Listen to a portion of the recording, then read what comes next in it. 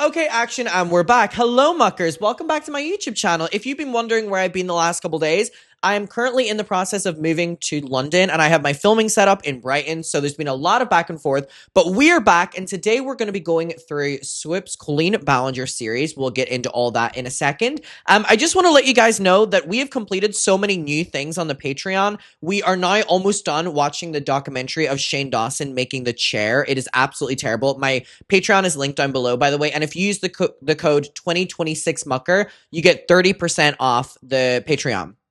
And like every tier, by the way. We also watched the recent Escape the Night, the reunion one with Jojo Siwa. We finished season 4 of Escape the Night. We did season 3 of Escape the Night too. We watched Shane Dawson's movie, which was terrible. We watched season 4, season 3, season 2, season 1. We've done Beast Games. We've done the Ruby Frankie documentary. A lot of people were asking what is currently on there. We watched Trisha's Broadway show. We've done it all. And if you use the code 2026mucker, you will get 30% off. All right, on with the Swoop video. All right, everyone. So as you know, on this channel, we often revisit things, and something just kind of popped up on my timeline a couple days ago, and I was like, whoa, we've never actually visited this or watched this in full, not to my knowledge, because this was the most hectic time ever on my YouTube channel. I forget everything and anything that happened during that time period.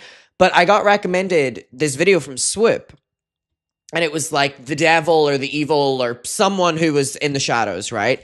And I remembered that there was an entire video that Swoop made.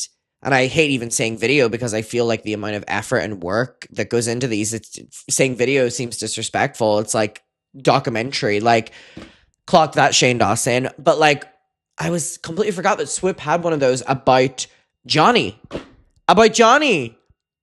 And then I was like, oh my God, I need to click this. So I clicked it and I skipped forward a little bit to Johnny talking with Swoop, and I was like getting all of these flashbacks. And I was like, oh my God, this. Like, almost like wanting to vent, or like wanting to, like when you're watching a movie and you have a memory of it and you like tell your friend, you tell your friend. I was feeling that whenever I was listening to this Johnny shit, and I was like, oh my God, I want to revisit this entire thing. Get out of here with the fact that I am gonna cringe as hell and absolutely hate watching my videos in this, and kind of revisiting the back and forth from that aspect. But when I take myself out of it, there's Becky, there's Oliver, there's Trent, there's Timothy or someone else who was exposed for being weird. There was Johnny, obviously. There was Cody. There's all these people that are so vital to what happened. And in the moment of this happening, I really do feel like I have a little bit of blackouts when it comes to it, because I don't remember so much of this, because this was happening very quickly. And, from the time everything started to come out, I think Cody, then Johnny, and then Josh, and then Toxic Gossip Train, and then Trisha, and then it was there was so much happening. And one thing I'm always fucking surprised at is how we were able to keep up with a majority of it. I'm not saying we kept up with everything, because I went back and I was looking at my videos in 2023 and I was like, fuck! Oh my God, we covered so much and so much happened. All these random side characters were coming out of the woodworks, and it was like, oh my God. So, truthfully, I forget a lot of things from this time period.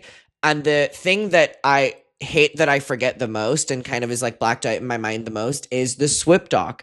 I remember watching them all when it happened, but it was so much to digest and so much was happening behind the scenes that I really don't remember what the contents of it were. That's why when I saw the one about Johnny, I was like, oh my God, yes, the one about Johnny.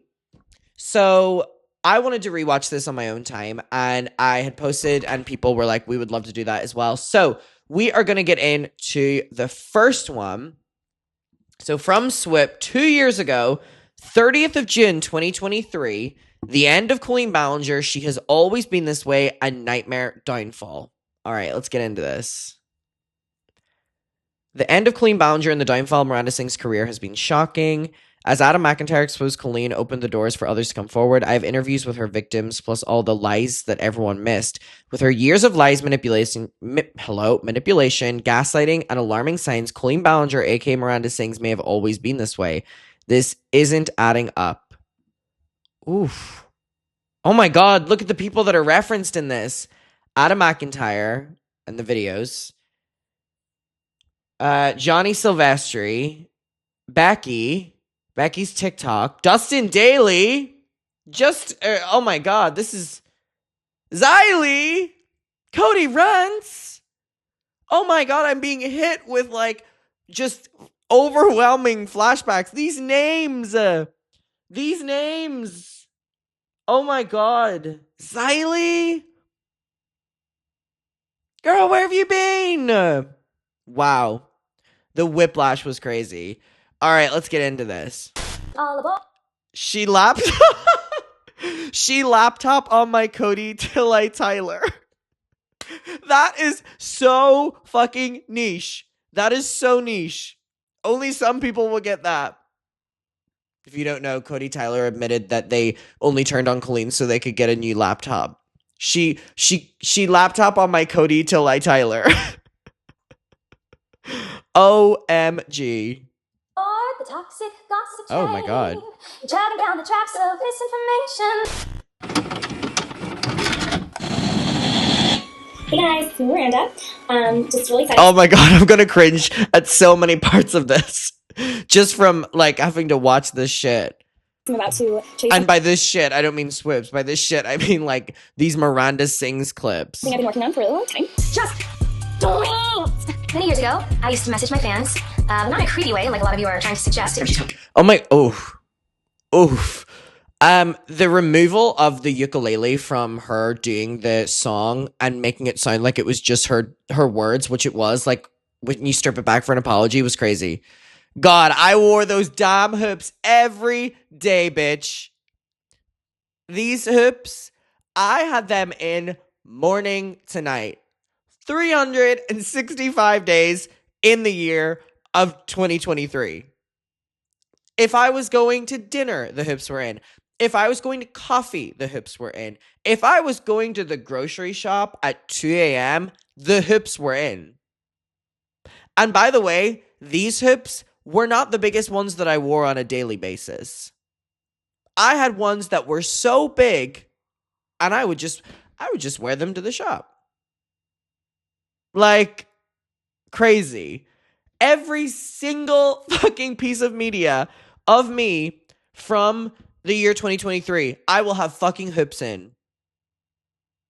Your 14-year-old child by 6. People will say that, what you're doing is wrong. I'm not a predator, even though a lot of you think so, because 5 years ago, I made a dark joke. I hope all of this backlash is just an ounce of the pain that I felt. I'm such a huge advocate for women and women's bodies and loving every shape and every size. I was already struggling with my weight. Oh my God, yes. Yes. Oh, I want to say Alex, story of the meet and greet. I forgot about this. Is your name Alex? My body image. In that moment, I looked over to Colleen, hoping that, she would say something to Cory about this, but she didn't. I genuinely believe this all boils down to her being an incredibly got the fucking narcissistic hips. person. I wanted to finally let you all know what happened, and the truth is that, there's no drama, and you guys are all making drama out of absolutely nothing. I need to calm down! I want you to take a moment and picture this. The year is 2023. You're 16 years old. You're standing in line outside a majestic theater in a big city you traveled 10 hours to get to, and you're waiting to go in and see your favorite YouTuber perform who is your idol. You've been waiting for this moment for months, and you can barely contain your excitement. Earlier, you connected with a few other fans and got added to a special group chat where you're speaking not only with the fans, but also with your idol, who personally lets you know that this group is special to her. Not everybody gets to be a part of this group, but you do, and you feel like you've become friends. At one point, your idol, the one you admire the most, tells you and the other fans that there's going to be a special audience participation sketch that will happen in the show, and if you dress in a skimpy outfit, you may just be lucky enough for your idol to pull you on stage to stand right next to her and share the spotlight and get tons of extra photos, which would be the coolest thing ever. So you agree, you dress the part and put on a Oh my God, it is really crazy to just remember that. Yeah, that was a big thing in the fandom. It was always the girls would always like wear like the shortest skirts, or would wear a skirt and then like roll it up when the segment would happen. because Colleen, yeah, whenever anyone that kind of was around that age would like show skin in like your legs or in your arm or something like that, she would use you for the part where she would bring you on stage and be like, the words are like, you are porn, basically like slut shaming them. Short, flowy romper. You're uncomfortable, but she tells you, don't worry, she's done this 1,000 times before, it'll be funny. Except that's not what happened. Instead, your favorite creator pulls you on stage for what she calls the yoga challenge, where she lays you on the floor on your back in front of thousands of strangers, and as your romper falls down around your waist, she makes you spread your legs right in front of her face as she unexpectedly laughs and mocks your body. Again, you're 16. You're petrified at this point, and you're so exposed. Your favorite creator just humiliated you in front of thousands of people, leaving you forced to laugh it off as you fix your clothes to cover yourself and are escorted off the stage, and it's all caught on camera. Oof. And as you make your way to the parking lot after the show, shaking, confused, and violated, you're greeted with grown men who catcall you, objectify you, and shout about how hot you are at 16. And then it hits you. Your favorite creator, Miranda Sings, just objectified you in front of the entire world, and she didn't care, because to her, it was just a joke, and you were the punchline. And this is what we know. Oh! Whoa! I certainly don't remember the intro of this being just so straight to the point. Miranda Sings, a character played by creator Colleen Ballinger, was at one point practically synonymous with the YouTube platform, building a career that began in 2008 and took her to screens and stages across the entire planet while making her way to God, that face card. Broadway, Netflix, talk shows, and bestseller lists in the process. Despite the fact that most of her content is geared towards kids, her sense of humor might be considered crass to some, to put it generously. Yet still, Colleen Ballinger has had a reputation for being a kind, those compassionate, and accepting creator bangs. with a massive fan base who are endeared to her because of the community she fostered. In recent weeks, though, as many of you probably know, the entire carefully curated house of cards she built for herself has begun. Oh my God, Johnny's video where he was sitting outside. Johnny, bitch, you a crazy hoe. He is a crazy hoe. Oh my God, I'm so glad I'm doing this because there's so many things that I just like I can just go into tangents. You know, one of my tangents is, Johnny Silvestri, you are a crazy hoe. Like, you are a crazy bitch. Like, it's so fucking crazy to me that when Johnny started doing all of his, you know, speaking about Colleen and speaking about Cory and speaking about Josh, because people don't remember, but Johnny started speaking first of all about Cory and then started talking about Josh. But anyways, he literally was like taking elements of things that I would say and then adding to them. It was insane. And I remember me and my mom clocked it so soon on. Like, I would say something and then Johnny would do a Twitter video where he's gone through the exact same thing I have, but worse. And me and my mom would be like, what the fuck?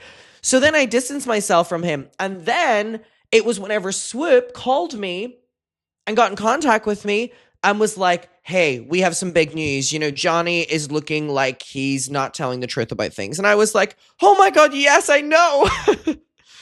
Oh my God.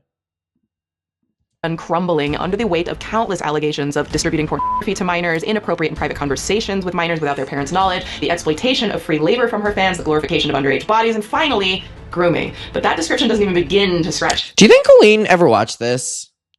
There's no way that she didn't. Like, I don't, like, in my mind, there's no doubt that she has watched this, but I just don't think that she would be able to tolerate sitting through this. You know what I mean? I feel like maybe she's watched moments of it, but I really struggle to believe that she's watched the entire thing. I don't think she would be able to. The surface of what is slowly becoming apparent to everybody paying attention. Colleen Ballinger isn't the I know she was watching the Josh interview pacing. Only problem here. Now, I and my team have dug into so much alarming trash in this story. Bitch, it is way too much for me to put all. I'm trying to remember when me and Swoop first had our first interaction. If I remember correctly, I think Swoop tweeted me, or maybe I tweeted her. Wait, right. I think from at Swoop, at the Adam McIntyre. Was that my username back then? No, it wasn't. Adam McIntyre. Oh, I really wish I knew what it was. Oh, that's not Swoop's at. From at. Wait, hold on. I really want to figure out when that date was. Because things must have moved really, really, really fast. Like, really, really, really fast.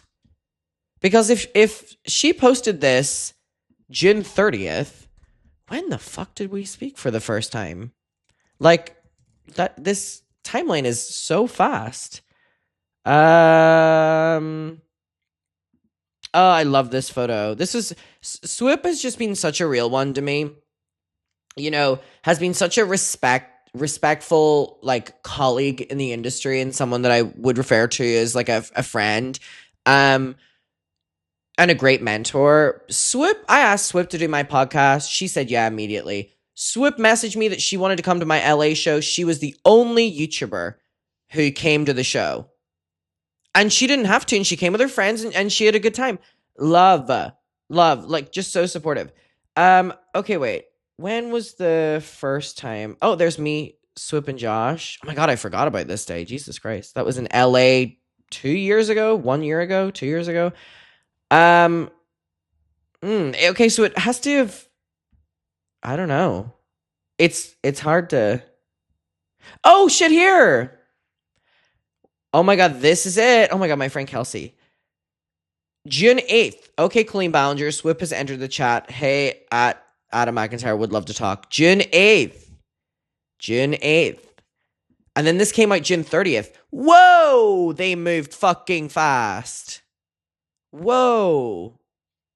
All in one doc. So this will be a 2-part documentary series. So today for part 1, we're going to dig into a comprehensive telling of the events featuring countless interviews that I personally conducted with the alleged victims of Colleen Ballinger. So you'll hear directly from them. Oh my as I lay out god. the sequence of events that has led Colleen from being one of the most beloved creators on this platform ever to potentially one of the most insidious and rotten. Hi, future Swoop here, interrupting really quick. In the final hours of me editing this documentary, Colleen Ballinger finally uploaded a response video in the form of a song with a ukulele. Been wanting to come online and talk to you about a few things. Girl, that was just not a good, like, all jokes and stuff aside, girl, that was not a good decision. Even though my team has strongly advised me to not say what I want to say, I recently realized that they never said that I couldn't sing what I would say. All aboard the toxic gossip train, chatting down the tracks of Girl, this was just, you set yourself up. information. Now, I will be discussing this later on in this doc, but I do want to say that she addresses absolutely nothing. It is one of the most dismissive, invalidating pieces of garbage that I have seen in regards to speaking to victims' experiences, which is why it is so important, I believe, that we have full context of as much information as possible, which is what I have set out to try to do in this documentary, to give you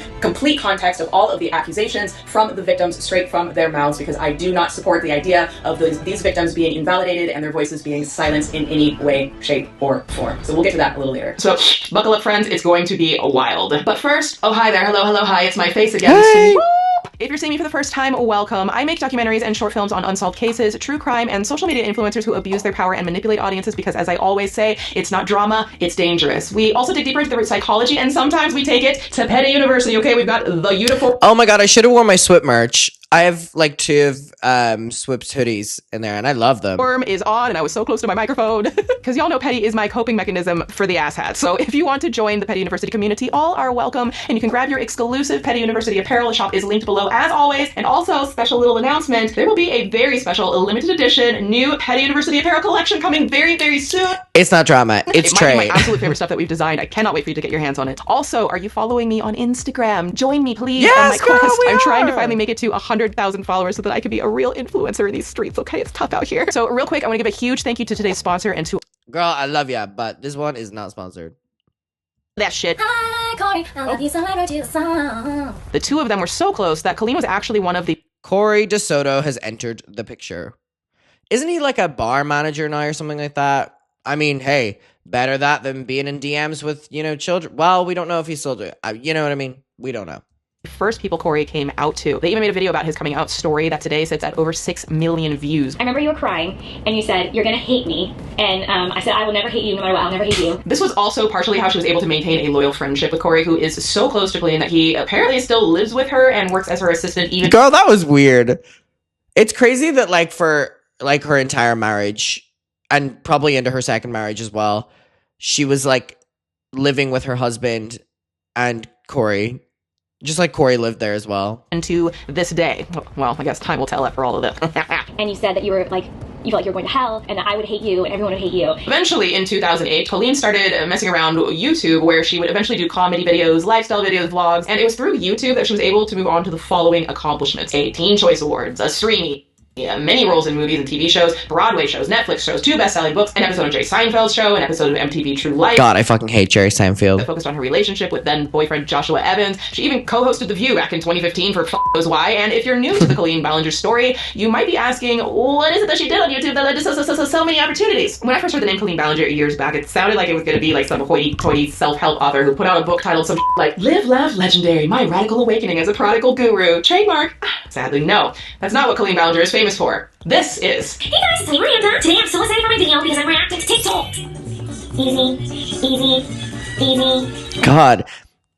I sometimes think back on, like, as a child, like, what was the most interesting thing about Miranda Sings to me? Because I watched the clips as an adult, and I'm like, oof. Like, I really find that shit funny. You know what I mean? Miranda Sings, a character Colleen workshopped in a one-woman comedy show during college that was practically synonymous with YouTube at a certain point in its history.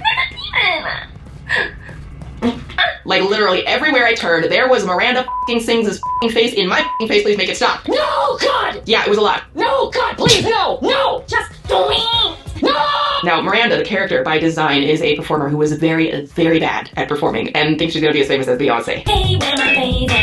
Where my baby? Now, the character, Miranda, is a self-described parody of someone whose talent is nowhere near as big as her ego, with the iconic imagery of smeared red lipstick. Just take lipstick and accentuate her waist like this. Now, according to Colleen herself, the Miranda Swoop's editors are good as fuck. Sings character was inspired by her classmates at Azusa Pacific University, who she claimed were like rude, entitled, and believed strongly in themselves without having the talent or skill to back it up. She claims that some of her classmates who apparently couldn't sing would upload videos of themselves singing to YouTube anyway. So, like, basically when you think about it, Colleen made up a character so that she could endlessly mock her classmates who were eagerly pursuing their own dreams, but apparently didn't measure up to Colleen's judgmental standard of what makes a worthy entertainer, as if she's Harry Styles, master of the musical universe, you know? Now, what's so funny is after this, Colleen started changing the story of how Miranda came to be, and it was after the Swoop doc, which makes me laugh so hard.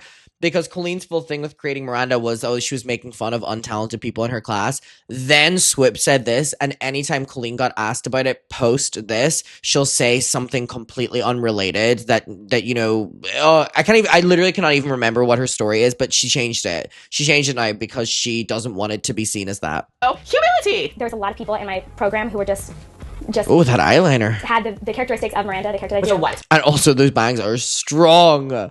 Those bangs are not going anywhere. Goodness me. Cocky, and just, they talk like this. And just like, they just thought they were so good, and they would record themselves singing songs and post it online. The bangs are insane. And for everyone to see. And oh my god, yes. Colleen's YouTube channel was called Psycho Soprano, and I remember that she started getting backlash, like, gradually for it being called, like, psycho, like psychotic, whatever. And then I remember that she was like, right, I'm just going to change it, because she wanted it to be about her name anyway for, I think it was like the upcoming Netflix thing, but she was fucking raging. And then that she had to like change it, or that she had to address why she was changing it, because she was already getting backlash for it. And it's so funny because she changed her channel name to Colleen Ballinger and then made this video where she was like, I would never want to offend anybody. no bad comments, they only wanted good feedback. It's also important to note that Miranda Sings for a very long time has been a character that's marketed towards children, but contrary to popular belief, it wasn't always intended to be a character that appealed to kids. Now, you could see in some of Colleen's earliest content that the character had more of a, let's say, niche appeal for Broadway fans, or even just casual, more adult musical fans, but along the way, with the rise of YouTube monetization and YouTube trends and the whole hack the algorithm thing, things changed. Colleen's audience got younger, and her material adjusted to fit the demand. Well, kinda. Yeah, no, not really. And I love putting in some tuna. Oof. This series was a brittle one. It's called Salmon Labia, where it was just them being like overly sexual. Oof. And you know who makes me cringe more? Cory. Like, Cory to me is so creepy. That's why we call him Creepy Cory. Everybody likes a fishy hole.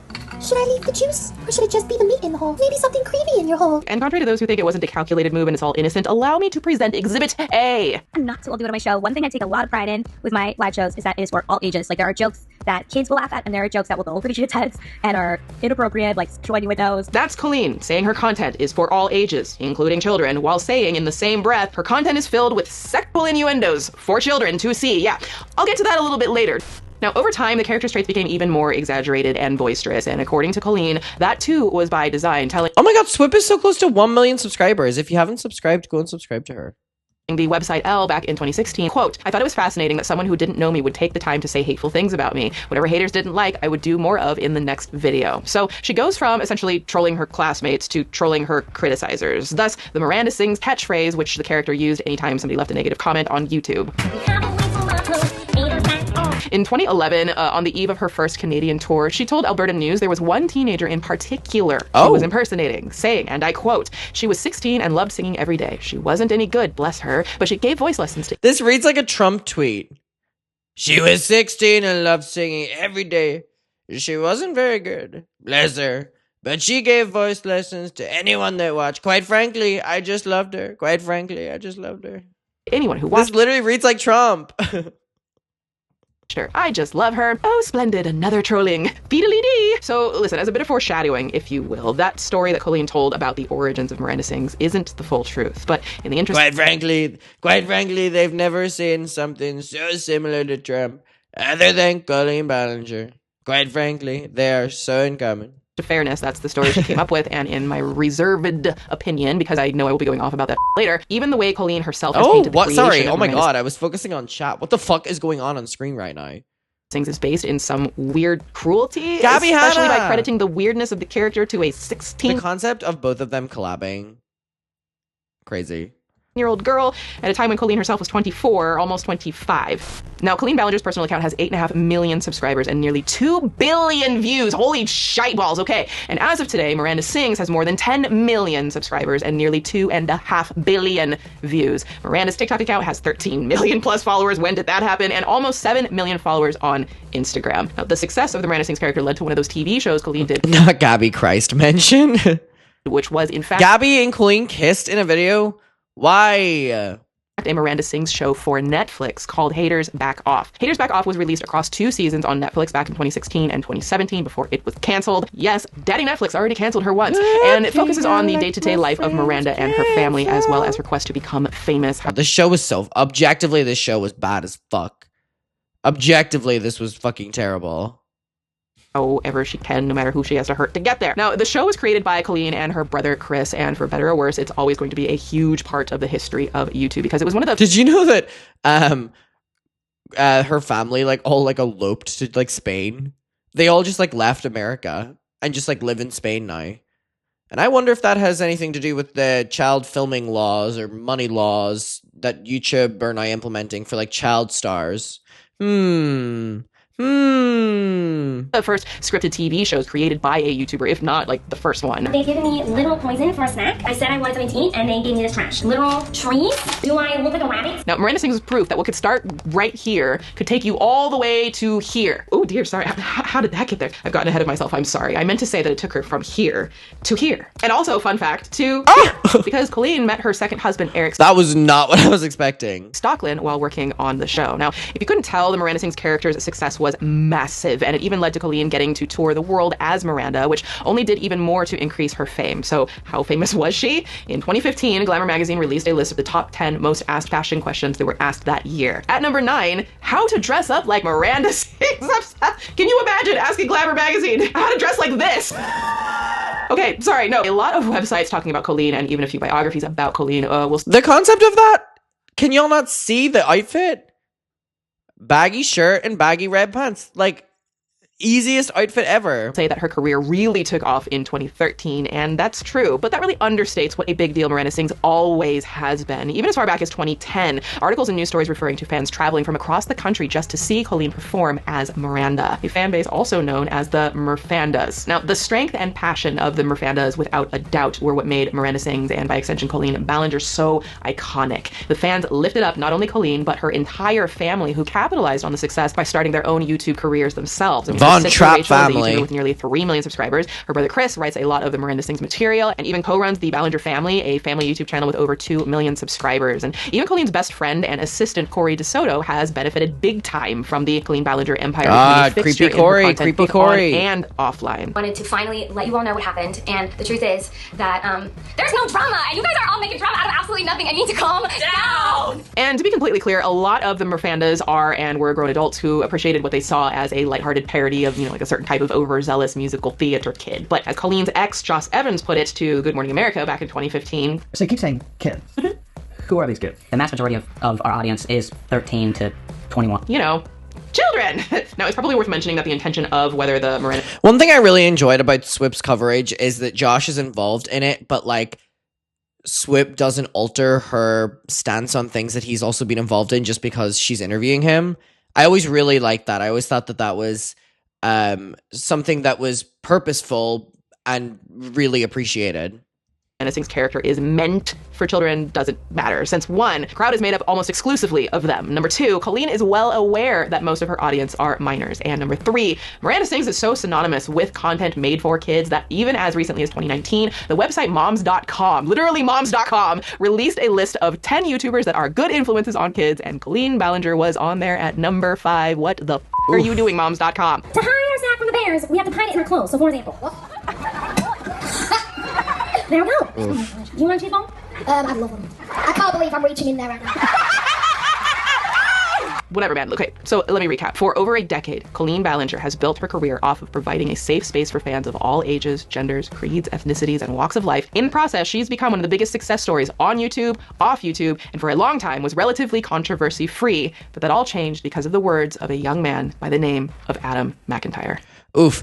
It is really crazy to think that she was one of those, and I mean, we knew it whenever we were working with her and stuff, that she was really someone who was known as being the unproblematic one, no scandals ever, no whatever, which is so crazy because it shows that that's always the people that are hiding the fucking most or that will fall the most. All by myself, and I live alone, and I have my 2 cats and my 2 dogs, and I'm very dependent on them, and they're very dependent on me. Who is Adam McIntyre? I wanted to know more about him, so I reached out to him for an interview, which I will be cutting in throughout this documentary. You'll see when I'm wearing the pink, that's part of the interview, and this is me now. You get it. It's great to meet you. And oh my god, it's gonna be so fucking awkward to watch this interview back. Just really want to give you a huge thank you for God, I remember this day. This is in my first ever Brighton apartment. Taking the time to sit down and talk with me. Oh my god, I look crazy. I really want to underscore how important. You know what I hated about myself? I would literally take a shower and then immediately go on these fucking interviews. My hair was soaking wet. Every fucking interview. Important, I think you sharing your story has been. No, I mean it. You have been so supportive behind the scenes and my old bedroom, publicly as well, and I just really appreciate my frogs. Sorry, this is a whole different time of my life. Oh my god. Since this, I have lived in 4 apartments that are different than this one. I moved out of this apartment and moved to Manchester. Then I moved to Brighton. Then I moved to New York. And then I moved back to Brighton. And now London.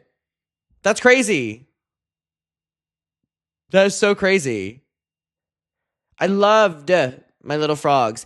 They were huge ones. They were so hard to get. I gave them away to people I knew. Biggest mistake of my life. that. And whenever your name started getting brought up to do with all of this, people were immediately flooding my messages and flooding my DMs and flooding my comments with Swoop is the perfect person to speak to when it comes to this. You have been a full example of that, even just privately. So I really appreciate that, and I appreciate you wanting to touch this topic. Wow, those lip fillers were fresh, honey. Wow, that was really unfortunate timing, wasn't it? But I also appreciate you just like caring behind the scenes, so I want to extend a thank you for that. So this is Adam McIntyre, a 20-year-old Irish content creator on YouTube who posts daily vlogs, drama videos, live streams, and other content to his Twitch and YouTube channels. So my name's Adam McIntyre, and I'm 20, God. I'm from Ireland. I'm from Derry, 20? a small city. I live now in Brighton. I moved here whenever I was 18, so all by myself, and I live alone, and I have my 2 cats and my 2 dogs, and I'm very dependent on them. They're very dependent on me. Now, Adam has been interested in art and fandom from an early age, but one of the things I was surprised to learn is that Adam has always wanted to be a documentary filmmaker. But you mentioned having a journalism degree. Just tell me a little bit about your interest in why you pursued that. I've been like uploading on YouTube since like 2010, but I always did have a passion for I'm 20 here. That's crazy. Fucking 3 years ago. No, literally, I feel like I've been through the middle of a Lorde song. Like watching yourself at 20 and now you're 23. It's like, then you blink and it's been 10 years. and creating documentaries and stuff. So I actually got a graduation from the BFI London, and then I also got my qualification in my college in Derry. But yeah, it's something that I'm really proud of because I was not good at education. Wait till 25. I didn't really care about school, and it was something that I kind of find that like made me interested in school. So it's definitely something that is like one of my more proud achievements. Love that. Now, throughout the course of our interview, Adam was very friendly, very transparent, and Wow, I didn't know she like introduced me. And direct about exactly who he is, including his desires to come to America to be a camp counselor. A big chunk of Oh my God, my dedicated. my 2 dream jobs, to work as a camp counselor in America or to be a holiday rep in some European place. Like the holiday rep who does all the dances, who does like the kids club, who does like the, I don't know, like cocktail hour entertainment, like does the show at the night. Like my 2 dream jobs. To my dream job, and it still is my dream job. Like if everything was to go wrong tomorrow, my dream job would be a summer camp counselor. It's called Camp America, and it's like my dream job. So if everything goes wrong, Why camp counselor, if I may ask? Because my favorite experiences as a kid, like whenever I was growing up, were like being at like a camp or something like that, or being at a holiday, and the holiday rep is like entertaining you, and I have such good memories with it that like I want to like pass that along to like other kids having the same memories of it that I did, you know what I mean? But I don't really foresee either of those jobs in my immediate future, so we'll just put that out of the way. wrong tomorrow, that's where I'm going to be going. Quick sidebar, okay, but that is like legitimately one of the most incredibly endearing things anybody has ever shared with me in an interview. Like genuinely, Adam, I think that's a really moving dream, and I am hoping that you get to live that one day soon. Okay. Girl, I'm still hoping. I just had to say that. I just have always been someone who has enjoyed the internet, and I mean, my entire childhood kind of revolved around, you know, internet culture and pop culture, and like whenever my friends were loving like mainstream celebrities, I was always, you know, the weird one who was watching like Colleen Ballinger and Jenna Marbles, you know what I mean? Like they were my go-tos. I've just kind of not too much on Jenna Marbles. Always loved that. I've always loved feeling like a part of a community, which is why I've always loved like fandom culture, and I've been, you know, in fandom culture with like different people. Now I would like to shift into everything, the Colleen situation, everything. If there are any questions that get too triggering or anything becomes too, I just don't want you to feel overwhelmed if things become too sensitive, if you need to skip a question. At the same stage, anything you want, I'm an open book with this. Okay, I appreciate that. Now, during our I interview, think that's the one thing that worked in my favor when it came to like getting on well with Swoop, was that like I just allowed her to ask everything and I didn't care what she asked. Whereas other people were hiding things. Adam told me he'd been a fan of Miranda Sings and Colleen Ballinger by extension since around 2011 when he was about 9. What was it that drew you to Miranda? The thing that drew me to Miranda was just, number one, no one in my real life knew who she was. It kind of made enjoying a YouTuber in any capacity a lot more exciting, especially back then, because it was kind of like a less common thing. The humor just appealed to me. It was what I found funny back then. Again, I cannot stress enough like how much it's catered towards kids, so clearly many people thought it was real. And then whenever I discovered the Colleen side of things, it kind of just added this whole new layer of like, this is so cool. Like, oh my god, no one knows this. It was like being in on a secret at the first couple of years of Miranda Sings. It's like not a real character. How did your relationship, how did it escalate into becoming that real friendship? I use friendship in quotes because again, this is a grown woman. How did it escalate to that? What was that kind of trajectory there? So I joined the Twitter fandom in 2013, and I was really a part of the community from 2013 on, and God, fandom days were crazy. Fandom days were crazy.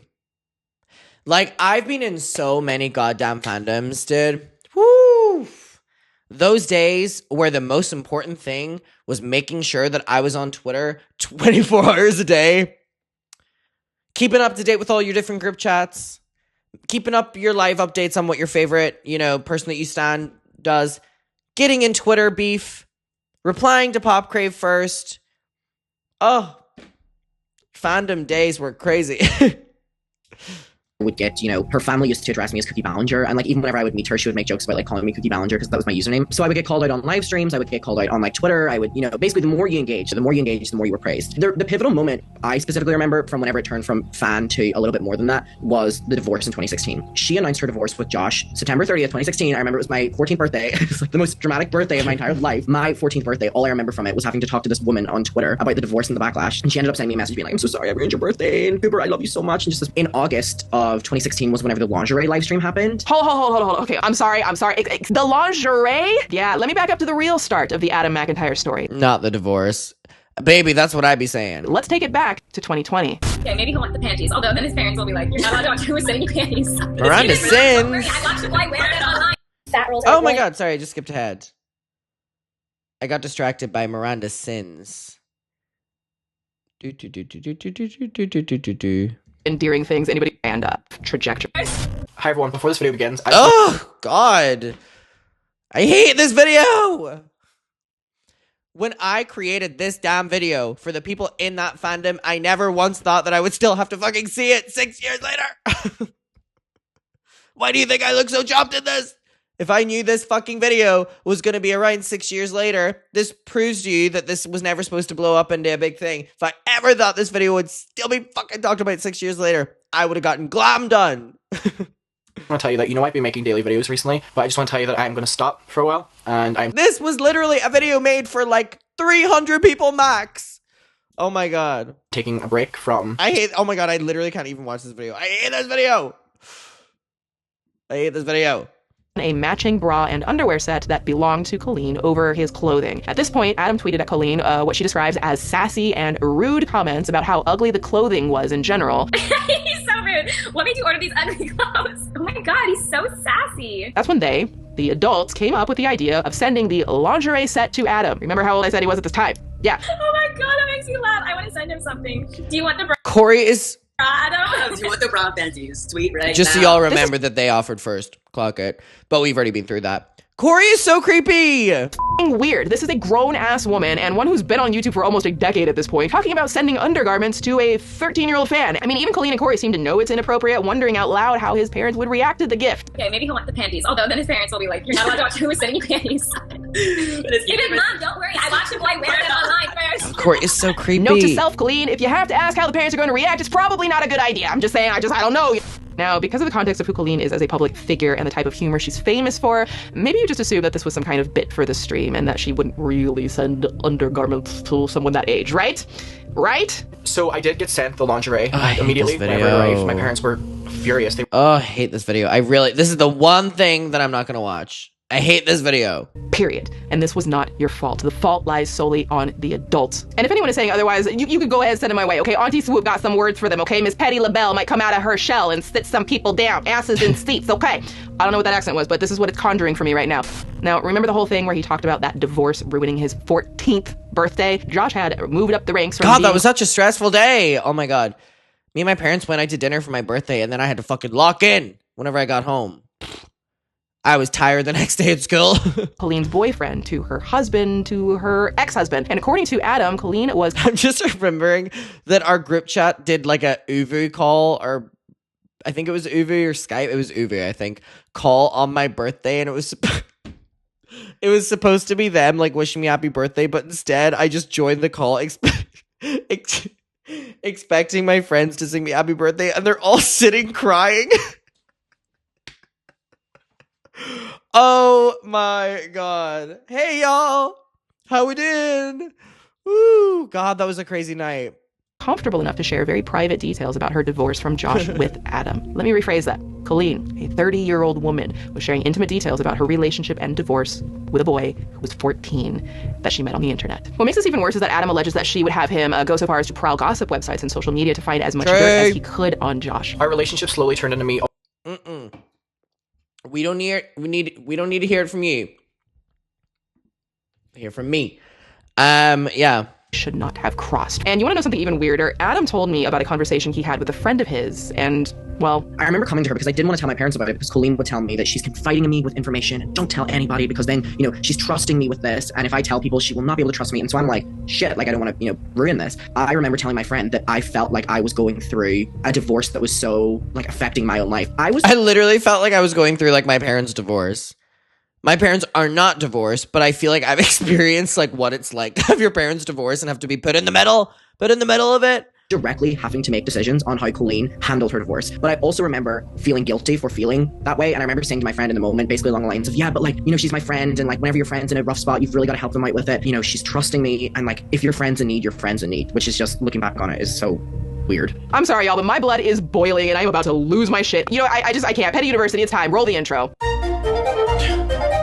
What in the whole grain carb-free, sugar-free mashed potatoes with a side of Pete Davidson on a bran muffin is this bullshit? It cannot be stressed Not with a side of Pete Davidson. enough that Adam was a child, not an adult, a child, and importantly, he was also a fan. We've talked a lot about parasocial relationships before on this channel and the idea that it's quite common for people to feel like they know their favorite creators simply by absorbing their content. That's a common thing. But this wasn't just a parasocial relationship, and I think people get that part wrong often when talking about this. This went from a parasocial relationship that crossed the line to a real-life relationship that's just squatted down and shatted all over that line. And I'm just like, what kind of weird-ass, backward-ass, OG-ass YouTuber is sitting there talking about divorce papers with a boy who's only been on this planet for 14 damn years, bitch? I am... As someone who's a decade older now than whenever all this went down, it's so crazy to me because it's like, oh my God, I 23, if you put me in a room with a 14-year-old, I think I would be like, 6, 7, or you know what I mean? Like, I wouldn't know how to talk to them. And she was like 10 years older. Weird ass. Fuming! Sorry, I had to take it up those octaves because I don't know what else to do. No shade to the Murfandas and former Murfandas watching. You did nothing wrong. What the is a 14-year-old Murfanda gonna know about divorce papers, bitch? Oh, and trust, I learned very quickly.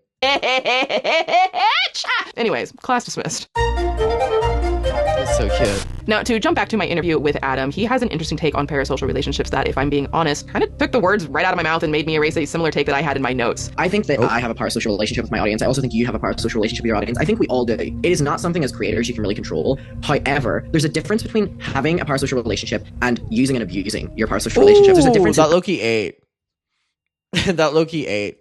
Actively acknowledging you have one, and there's a difference in your audience acknowledging you have one, and there's a difference in trying to make that muffled so that you can abuse Clock that. And that was what happened here for many years. Adam didn't need to project anything onto Colleen. He had a direct line to her, a direct line that Colleen exploited when, around 2017, the two of them began talking about the fading relevance of the Miranda Sings character. So in December... Okay, we don't need to hear it from you, ugly. We'll hear from me. This is just me doing tweets on her account, I'm pretty sure. Oh, okay, we don't need to hear it from ugly over here. We'll hear it from me. So this is the part of the video where I'm talking about when I took over the account and I was like tweeting people on her account, like as Miranda, like responding to fans and stuff, and everyone was like, oh my God, she loves us, look how much time she spends on Twitter talking to us. And then she was like, I'm so grateful you're doing this, but now I'm nervous that they're gonna get angry if they ever figure out that it wasn't me responding to them. And then this is me giving her a bunch of tweets. And then I think Meghan Trainor mentioned the internet for reasons ranging from allegations that she's an industry plant to her problematic quotes about EDs to oh my God, Meghan Trainor's getting lashings in this. Content of her music being seen as hypocritical regarding body positivity. Oh my God, Meghan Trainor girl, I am so sorry. I brought you into this for no reason, and now you're getting exposed by Swoop.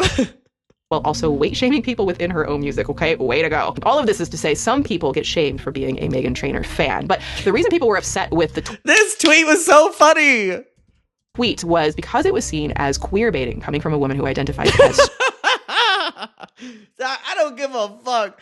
To this day, this was ridiculous. To this day, this was ridiculous. Really? Oh, give me a break. Straight, which to be fair, it kind of is. But to be honest, whether the joke is funny or not isn't... It was funny! It was so funny! Quite frankly, it was so funny that they've never been able to stop talking about it. It's been 6 years, and quite frankly, I've never seen a tweet be talked about for so long. As important to this story as the fact that when Adam pitched this tweet to Colleen, she directly approved it and saw it several times before he posted it. Because it was funny! So Adam tweeted it with her approval, and things did not go so well from there. Here's a fan's reaction. At Colleen, you always talk about how much you care about our community and stuff, and I don't see how you think that coming out as a joke is appropriate. All right. Let's cut the bullshit. Number one. God. Number two. This person was the one that made Colleen start fucking turning so evil against me, because Colleen was like, oh my god, now I'm gonna have to apologize, and that was whenever she started blaming and talking shit about me, because she ultimately had to do an apology for the world's funniest tweet ever. Please.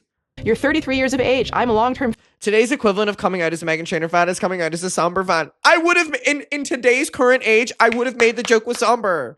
Or like Gracie Abrams or something, like BB Rexa. Like, there's, like, this tweet is still funny regardless of who you choose. It is so universally out of this world, current and relevant and great. Fan, but I'm asking you now to apologize. This is gross. And Colleen replies to this with an apology and says something really interesting to me. Quote, I'm deeply sorry. Miranda is a character. A lot of the time I base the character on people who are idiots. I will see people do something awful and then do it as Miranda to show them how idiotic. Girl, she's such a bullshitter. Oh my god. That is so fucking funny.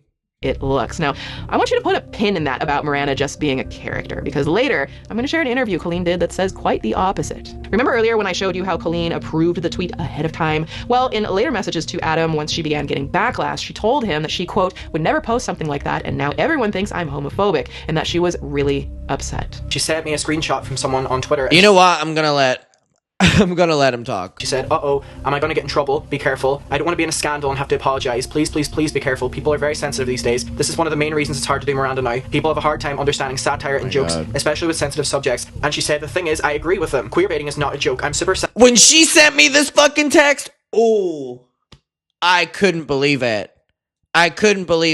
That have upset so many people. I'm telling you, girl, I'm super sensitive, like near tears. Again, trying to guilt me and make me feel really bad for something that she had already approved and found funny. It was just guilt-tripping me that I had done all this to her. All right, we've heard enough from you. Front that no matter how obvious this abuse of power may sound to us now, nowhere in the 2020 video does Adam ever directly accuse Colleen of grooming. Girl, I didn't even know what that word fucking meant. First time I heard the word grooming was when people said that they think that I was. And I was like, what is this word? Okay, why do I keep skipping? Hello? Literally, I was like, oh my god. Them. For instance, Rain lists warning signs of done with the... Honest for a second, I spent that entire... Right. That no matter how obvious this abuse of power may sound to us now, nowhere in the 2020 video does Adam ever directly accuse Colleen of grooming, not until much later. Now, for those of you who don't know what grooming is, and judging from some of the absolutely garbage comments I've seen on the internet about this situation from asshats who would rather smell their own farts than attempt to educate themselves, let me break down exactly what grooming is. The National Society for the Prevention of Cruelty to Children has defined grooming as a form of abuse where, quote, someone builds a relationship, trust, and emotional connection with a child or young person so they can manipulate, exploit, and abuse them. Now, one common misconception that people have about grooming is that grooming is always done with the intent of having a minor do something sexual with the groomer. This is not always the case. It's important to note that grooming in many situations can simply be an adult attempting to control a young person in emotional and mental ways to get them to do something for them. For instance, Rain lists warning signs of grooming on their website, like trust development and keeping secrets, which they describe as abusers attempt to gain trust of a potential victim through gifts, attention, sharing secrets, and other means to make them feel that they have a caring relationship and to train them to keep the relationship secret. Now, by rewarding... I was living in Derry. That accent was hard to hide. Rewarding Adam's fan loyalty with direct private communications to his idol and giving him undergarments and access to her Twitter and confiding with information about her personal life to Adam, it can be seen as one clear textbook sign of grooming. And that's just like one example right now. I'm trying to remember what her password was whenever I worked for her. Was it Secret Irish Intern 1? I think was literally the password. Secret Irish Intern 1, maybe an exclamation mark. And it was like secret with a capital, Irish with a capital, intern with a capital, 1, and then probably a exclamation mark. And that was, she came up with that. She was like, here's the new password. To give too much of this. The concept of the Miranda Sings social media account passwords being secret Irish intern. story away, but two other surefire signs of grooming are discussions of sexual topics and an attempt by abusers to make their behavior seem natural to avoid raising suspicions. So just like the other stuff, lock that in your brain for later. Now, a fair question to be asked at this time was, did Colleen Ballinger groom one of her teenage fans? This becomes a huge conversation across social media from anybody who saw Adam's 2020 video. And just like every controversy ever in the history of social media, this inspired people to cast a good hard look at Colleen over the history of her career, and what was found wasn't exactly pleasant. Mr. Mice. I wanted the mouse. What was so crazy was, for Colleen being so unproblematic, quite like other people, I guess, all these videos were still on her YouTube channel. People just, like, I guess never watched them, or like, I don't know. My new boy Jose, I saw him outside, he was gardening with his shirt on. I was like, oh man, oh so hot, you know. He hotwired a new car and took me on a date in it, and it was nice. Having issues with your man checking out another woman, then that just means that you're not sexy enough for him. So why don't you take off your clothes and boy? So then they're about to close the doors of the airplane, and who walks on? An extremely obese Asian woman with facial hair. And I turn around, and there are no open seats on the plane. So of course she comes and sits right next to me and on me, and her like fat rolls are like rolling over onto me. Despite the existence of these particular videos, which started making the rounds in 2020 and piled on the controversy for her in an even bigger way. Fuck ass video. This video pisses me off more than the fucking ukulele. Than she anticipated. This isn't even the tip of the iceberg on what we'll be talking about in regards to Colleen Ballinger. But the controversy was still enough to get people talking, and in particular, some of those talking were the most noteworthy Miranda fans at the time. Get over it. You have nothing. This Cody! Cody! Hey! Where you been? This is Cody Tyler. Now, it's Cody, my friend, where you been? Cody, you are a crazy, crazy, crazy person. It's really hard to talk about Cody Tyler if you don't know anything about the situation already, since most of their social media presence has been obliterated, okay, it's gone, for reasons that will become much clearer later. But as they say, you know, the internet never forgets. She is a stingy bitch, okay? She will hold a grudge. So really quick, I want to give a huge shout out to a source that I pulled from to help put this section and later discussions of Cody together. So thank you to Xylee Gets Real for her coverage on Cody's part of this story, because without her preservation efforts in recent days, covering Cody accurately would be a challenge. I can't believe Xylee is involved in this. Wow. Now, for those who don't know, Cody is or was a YouTuber who became infamous on the internet for a number of controversies, but most notably publicly. Oh my god, Cody. I love talking about Cody Tyler. Cody Tyler is one of the most fascinating people that has ever entered my life. Criticizing James Charles's makeup for causing them an allergic reaction. Now, important context I should throw this fuck ass photo, Swoop. Seriously? This is the photo that we're choosing? Girl. Please. Up front here, Cody Tyler is 33 years old. And what? When I find out that Cody Tyler was not like a teenager or like a young adult and was in fact in her 30s, like, oh my god. Please. One of the more widely known Mirandas, meaning that throughout this entire part of the story, Cody has been a grown-ass adult. Again, make of that what you will. And on May 5th, 2020, Cody set their sights on Adam McIntyre by making a video response to his allegations against Colleen. In the description that I posted about Colleen's Miranda Sings account having controversial tweets on it, I highly recommend that you watch that video if you're unfamiliar with everything that happened and want to see more in-depth details. So in that video, we talk about the tweets I'm about to show you. I made a 10-part series about you bullying an entire fandom because Colleen didn't want to be your friend. And she's dramatic? Are you freaking kidding? Now, I'm not going to go crazy in depth on this video because I think there's really two important things to keep in mind about Cody Tyler's. I forgot Cody Tyler made hate videos on me. Like, real. Cody Tyler not only made hate videos on me back in 2020 when I made my first video, which was only meant for the fandom, and Cody was in the fandom, making sense now. Cody was the reason that it blew up, because Cody made the first video against me, and then Keemstar and stuff started covering it. So it's because of Cody that I started getting all the hate. Evil witch! I'm gonna throw some water over you, you witch! Melt! Role in this entire saga. Number one, many of the victims I've talked to in this story have made it very clear that they believe Cody needs to be held accountable for many things, and focusing too hard on Cody's story seeks only to poison the well with the Colleen. Oh my god, my fuck ass profile picture. Ugh. Fucking diamond dazzling earrings on, eyeliner. Okay, why the fuck did I have a cat eye on? Really? And I'm naked wearing fucking overalls. Really? The most documented time period of my entire life, I looked fucking ridiculous every day. Ballinger saga. I had even initially messaged Cody early on, which I just stopped pursuing. Now, unfortunately, the story cannot accurately be told without including Cody Tyler's involvement, so I'll be sticking strictly to the information that pertains to Adam and the others' stories. Adam, you were the one that made those choices. I'm angry at it. Even as far back as 2020, when Cody was about 30 years old, they've basically muddied the waters every time it comes to Adam's allegations against Colleen. This entire 35-minute video, which is now deleted, works overtime to discredit Adam's story by showing him wearing the bra, or by showing screenshots that she claims poke holes in his overall story. All, of course, while conveniently leaving out the fact that at the root of this, Adam is accusing Colleen of sending undergarments to a young teen, which she did. There's also this really interesting little detail that Cody mentions. It's kind of a non sequitur right now, doesn't have to do with anything right now, but it might be interesting for you to remember for later. Because they don't exist, and this group chat doesn't exist. We've been over this, sis. Yep, just store that away for now. Cody said that the group chat didn't exist. Oh, that is crazy. I can't believe that they were so bold with their lies. That is crazy. I can't believe I got backlash for that. Oh, Cody's saying the group chats don't exist. What's that mean, Cody? Anyway, at one point in the video, Cody shows a screenshot of Adam acknowledging the point about him wearing the bra when he was 13. And I'm going to let the clip play a little bit longer than normal so you can hear Xylee say exactly what any rational adult should be thinking when watching this video. After his video was posted, Adam then sent out a statement on Twitter that said, I just want to say, fans of Colleen have been sharing around. I love that. Oh, it was someone from the Weenies who like went back on a call we had from this, and they were trying to say that I was lying about even receiving them by then showing the call whenever they asked me to put it on over to show they got it because Cory had asked for the fucking proof. Wait, going to bed. Oh, I thought that was my mom. Sorry. Because Cory had fucking asked for it, that they'd fucking arrived, and I was like, okay, now, by the way, y'all, where's it now? I don't know. Probably bin somewhere. I don't know. It's so funny because they tried to be like, look at this photo of Adam having it on over his clothes, right? And then I was like, okay, if y'all want to talk about that, let's talk about the fact that it was because Cory asked me to.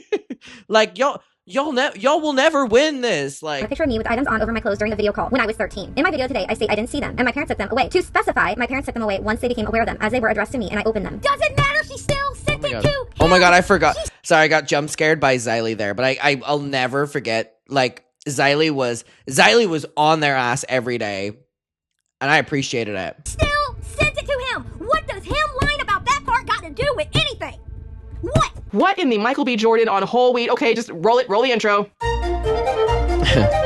I literally have no idea why this has to be reiterated, but I'm gonna say it on this screen, I'm gonna say it on this screen, and I'm gonna say it on the big screen and get my bitch face all up in this. It doesn't fucking matter if or when Adam put the undergarments on, or if and when his parents took them away. He was 13. He was 13. He was 13. Grown-ass Colleen sent lazy lingerie to a dude who had barely just cracked into his teenage years, and I don't give one high fructose corn if he had asked because it doesn't matter. Class dismissed.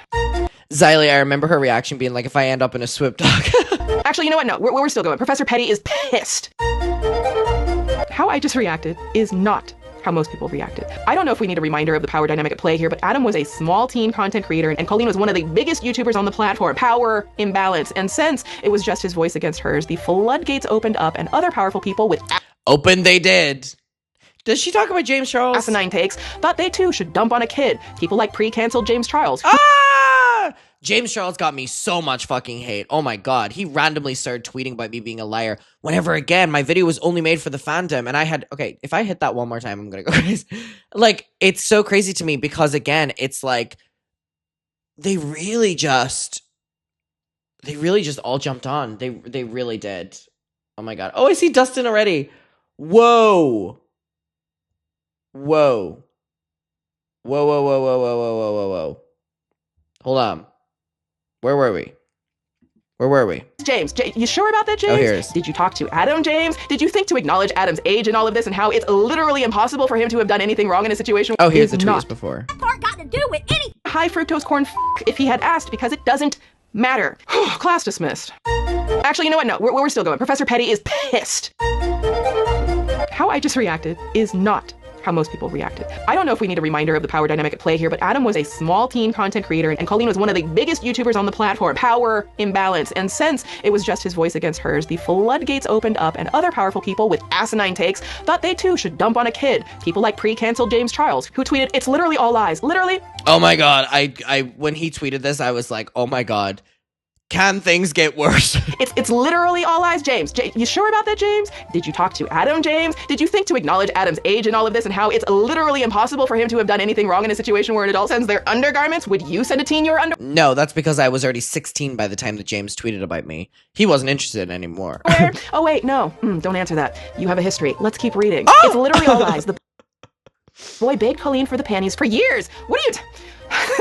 He ran her Twitter for one day and she never ghosted him either. Sure, his story doesn't look the best, but he's looking for attention since... I always love that line. He goes, yeah, I'm aware his story doesn't look the best for Colleen, but... Colleen won't give it to him anymore, and y'all are feeding it instead. Even if she did address it, people would say she's attacking a minor. I'm tired of seeing my friend dragged over lies. And I'm tired of seeing kids dragged over the ignorant lies of adults who'd rather defend shitty behavior than look at reality. Allegedly. And why is it that it literally seems like evidence has come out to further clarify Adam's grooming, and suddenly now, you ain't got shit to say? Or did I miss your tweet apology? Wait, hold on, let me look. She's a wolf in mouse clothing. Nothing there. What about here? The mouse is ghostly. It is funny to me that James never spoke up whenever my longer video came out. Stakes claimed. Yeah, still nothing. What about... Well, I guess James hasn't posted an apology, but that ain't none of my business. Class dismissed. Now, other big creators like Kendall Ray tweeted in defense of Colleen Ballinger at the time, decrying how cancel culture is so toxic. Even Rich Lux entered the chat, characterizing the entire situation as a joke between her and her friend. It was a joke between her and her friend to send a subscriber some... Oh my god, Rich Lux, being an asswipe since day one. Rich Lux, in case you need a reminder, you're chopped. panties, girl. Now, that at that time may have been funny, but now looking back, the person came forward and said that it was just in poor taste, and it is exactly in poor taste. To be completely fair, Rich and Kendall have both come forward in the past few weeks to admit that they got this take very, very wrong, and both of them... The fact of, like, how low budget Rich Lux is, this was our podcast... have since denounced Colleen in light of where the rest of the story goes, so I'm not coming for either of them with this. But to be clear, 100% shade at James Charles over this. The alleged groomer pot calling the alleged groomer black is f***ing weird. Allegedly. Now, I'm mostly showing all of this to show you exactly what Adam was up against for speaking his truth, and I think James Charles in particular made it infinitely worse for him. And the problem with Adam's truth, judging by everyone's knee-jerk reaction, was that it was him sharing it. The worst part of the Colleen Ballinger thing is that if you reverse the genders, everyone would be losing their and canceling right away. If Colleen was a 30-something-year-old man sending lingerie to a 13-year-old girl, gender doesn't matter, still awful behavior. If y'all have been with me for a while, you know we've covered extensively the fact that any human being, regardless of identity, can be a victim. Oh my god, shout out to Allegedly Bear. And male victims absolutely do exist, and to think otherwise is not only back willfully home right now, ignorant, but Derry. perpetuates abuse. I should have realized and recognized how dumb that was and never sent it to him, no matter how much he asked. But it was never a sneaky, creepy, gross thing that I was doing in secret. After about 2 weeks of discussion online over whether or not Colleen had crossed a line, she finally released a video titled Addressing Everything that sought to cover everything from her older, more offensive content to the allegations that she had been inappropriate with Adam. She starts the video by addressing her more... I always wonder what fans she worked with in particular in helping making this video, because she always does that with me. When she would have to address something, like we would work on it together. It might have just been the Weenies group chat that she was doing this in. Problematic content and apologizing for it, thanking her fans for, helping her grow after the past 12 years or so. But she then pivots to Adam. Someone had made a video saying some shocking and hurtful things about me, and a lot of you wanted me to address it, and I didn't. I didn't address it not because I was just ignoring it and hoping it would go away, but because when this person messaged me letting me know they were upset, I responded immediately. In this video, she doesn't name Adam, which is ironic. She says she took her time crafting a response because she had actually received a message from Adam's mother asking her to not speak his name ever again. But that's not true, because she was talking shit about me in the group chats after my mom sent that message. Hello! For the duration of the video, Colleen admits that she had in fact sent Adam the undergarments, but states that Adam saying this took what she actually did out of context. But in this situation, context is everything, so I would like to give you some context to the situation. 4 years ago, And then she edits the damn video. I did a live stream, and in this live stream, I did a giveaway. I was giving away clothes that were unused, tag still on, brand new, that I had just bought that I did not want. One of the items that was in this box was a really ugly pair of underwear. As soon as we pulled them out, Cory and I started laughing and joking around about how ugly they were. Why did I buy these ridiculous underwear? It was so stupid. I just got a big old box from Forever 21 and I want to open it up in front of you guys. Maybe I'll send the ones I don't want to you guys. I got a bunch of crop tops. The panties from And people started asking for them in the live stream. Everyone wants that bra. You want the bra? Everyone wants the bra. What's interesting is if you roll back the tape here. It's so funny that she edited, everyone wants the bra, everyone wants the bra. Adam, okay, we'll give it to you. That's not what happened. We saw the original video. It's them being like, we should give you the bra, Adam. We already know. It doesn't matter. But you can see, even based on Adam's video, that Colleen is mischaracterizing how the stream went down. It is true, Adam asked for the undergarments after Colleen offered them. He's so rude. what made you order these ugly clothes? Adam! Oh my god, that makes me laugh. I want to send him something. Do you want the bra, Adam? Do you want the bra panties? Tweet right now. But that's still just, kind of nitpicking and ignoring the big ethical and moral dilemma of, sending undergarments to kids. But anyway, go off. I should have realized and recognized how dumb that was and never sent it to him, no matter how much he asked. But it was never a sneaky, creepy, gross Shiver me timbers. thing that I was doing in secret. It was a silly, stupid mistake that now is being blown way out of proportion. Not to keep interrupting you, Colleen, but let's think about the optics here for a minute. Firstly, saying I should have never sent it to him no matter how much he asked is low-key victim blaming and a weird thing to pin on an obviously starstruck kid given your clear imbalance of power over him. I should have realized and recognized how dumb that was and never sent it to him no matter how much he asked. Let's try something. Let's pretend for a second you're a man and a girl accused you of allegedly grooming her, and you say something like you just said. I should never have sent it to her no matter how much she asked. Does it hit the same? Or you know what, better yet, let's actually have a man say her full quote. I should have realized and recognized how dumb that was and never sent it to her, no matter how much she asked, but it was never a sneaky, creepy, gross thing that I was doing in secret. It was a silly, stupid mistake that is now being blown way out of proportion. Let me actually ask you, Colleen, if a 33-year-old man had sent those undergarments to your daughter and said it was never a sneaky, creepy, gross thing, just a silly, stupid mistake that is now being blown out of proportion, how would you feel? For the rest of her video, Colleen doubles down on Rich Luck's characterization of the entire situation as being a joke. Colleen also admits to using not the Rich Luck's characterization. Adam's jokes on the Miranda Sings account, but says that this was part of an ongoing thing where she claims to have regularly used many fans' jokes. And he started tweeting stuff for me. The quote, and he is included in that, refers to Adam before she claims that Adam sent every proposed tweet, but she didn't look over them closely enough before she approved them. And pretty quickly, there was a tweet that was posted that was problematic. This was my fault. He sent me a very long list of a ton of different things he wanted to post, and I did not look over it closely enough. I did not review it closely enough. I remember the moment when I saw all these things. I was breastfeeding my son, and I kind of just scrolled through and was like, yeah, go for it, have fun, I trust you. And when he posted it, I put zero blame on him at all. It was my fault. Bullshit! Bullshit! I knew better than to let someone else tweet for me. I should have reviewed closely every single thing that was going to come out of Miranda's mouth. I let him know that I loved him, he did a great job, it was my fault, not his. This is not true! Not true! Publicly apologized for the tweet. I deleted the tweets that were posted that weren't posted from me. I let him know that I was upset, that people were disappointed in me, and then he said he logged out of the account, and that was the end of it. The end of this video is interesting for a few reasons. Number one, as we've seen, her account doesn't exactly align with Adam's, and as we'll see below, it doesn't align with the receipts either. But number two, clock it. She says this. It absolutely breaks my heart to see people saying negative things about me interacting with my fans based on this situation. I love talking to my fans. I love interacting with my fans. My fans are many different ages. So yes, there are some teenagers, but there's also adults. I love supporting them, supporting their passions, learning about them in the same way that you like to do that for me. To me, you aren't just my fans, you're my friends. We all have seen me cry way too many times on this channel about things I probably should have kept to myself. I definitely overshare, and I have definitely overshared with fans when they have asked me what's wrong or asked me how I'm feeling. I can't believe she said all this. I definitely have overshared in the past with them and talked with them a little too much. I love that this was her addressing all of the things that I said about what she was talking about. And she goes, yes, of course they've overshared. When I should have kept things to myself or talked to family or close friends instead. And the things that are being said about me are absolutely horrendous. No, I should have never sent a fan underwear. How stupid am I? No, I definitely should have never given him access to my Twitter account. And no, I shouldn't have talked to him as often as I did. But I am not a monster. I am not a groomer. Yeah, so about that. Whenever all we had was our phones, so I lost all of my online friends because Colleen did not want people to know. Not the validation of Adam McIntyre. Reaction to Colleen's apology was uniformly positive across the board and was enough to get people to doubt Adam's credibility and move on. And over the next 3 years, people had tried to paint Adam as some kind of clout goblin, and the Colleen fandom turned on him as well, further isolating an already vulnerable person. All of my Twitter friends now believe that I was a liar because of, Colleen's response. No one took the video seriously. Mainstream media made fun of it. My in real life friends, a lot of them left me because, they were like, if you can manipulate a 30-year-old, you can manipulate us. All of this is like a 17-year-old. It was honestly like the worst time of my entire life. I do hold so much resentment towards a lot of people and a lot of actions of people because of that. But furthermore, I hold a lot of crippling anxiety about moving forward with relationships with people romantically or just friendships, because look how easy it was for me to lose everything. And this happened, by the way, in the middle of the pandemic, whenever all we had was our phones. So I lost all of my online friends because Colleen did not want people to know that she was an awful person to me. With nowhere else to go in light of the doubt cast on him, Adam decided to go onward and become a T-drama YouTuber. And based on my conversation with him, this makes a lot of sense to me now. Like, Colleen had him neck deep from an early age on gossip forums. He was already I always think about that.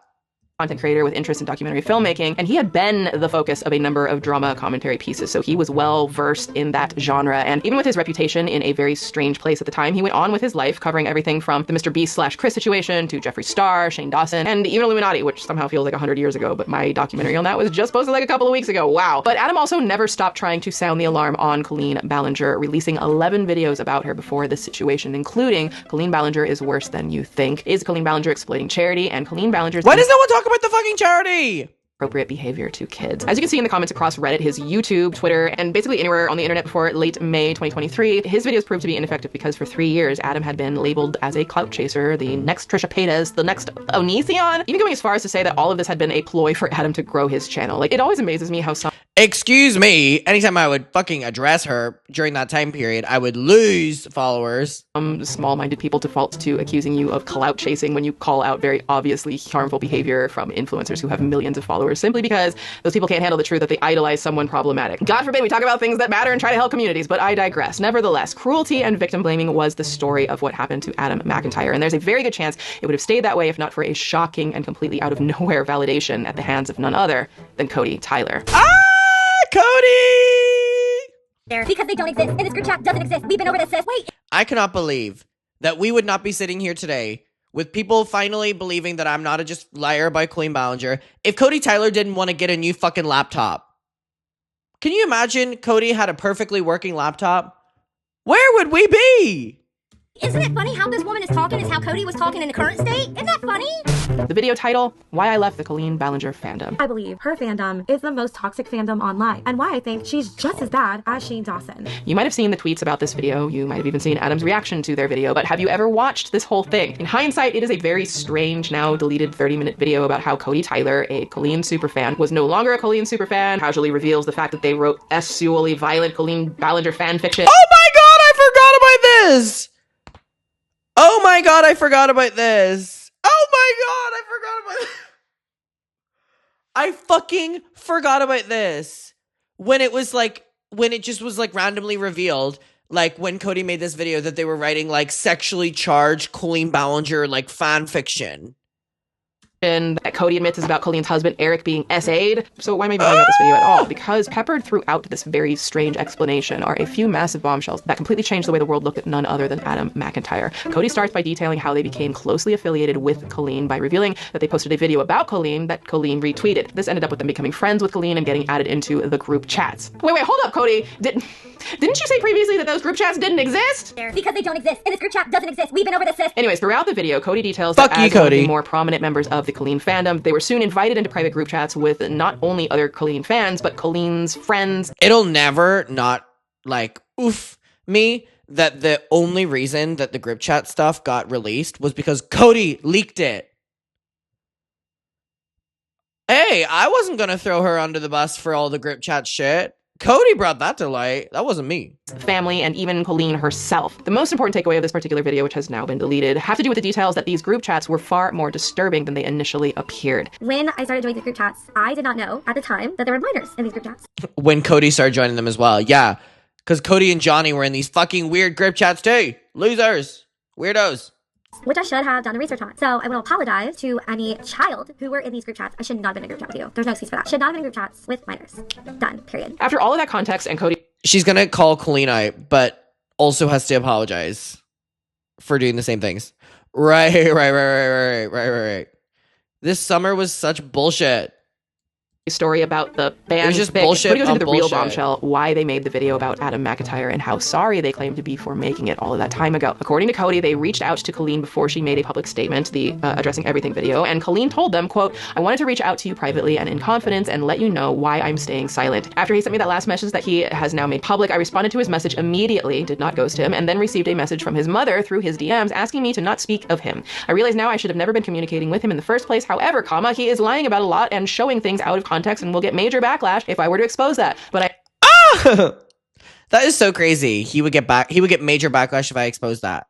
Girl, fuck you. I'm trying my best to respect his family's wishes and protect him as a minor as best I can. I am sad and disappointed about all of this, and I'm just trying to keep it together right now. It's amazing how suddenly you care about protecting him when it's all about to come crashing down on you. I mean, maybe just protect him from the beginning, but what do I know? But then Cody just sort of casually reveals that Colleen Ballinger was messaging other children about, well... He's not even the only child that she was talking to. She was literally in DMs talking to children about sex. Here's one.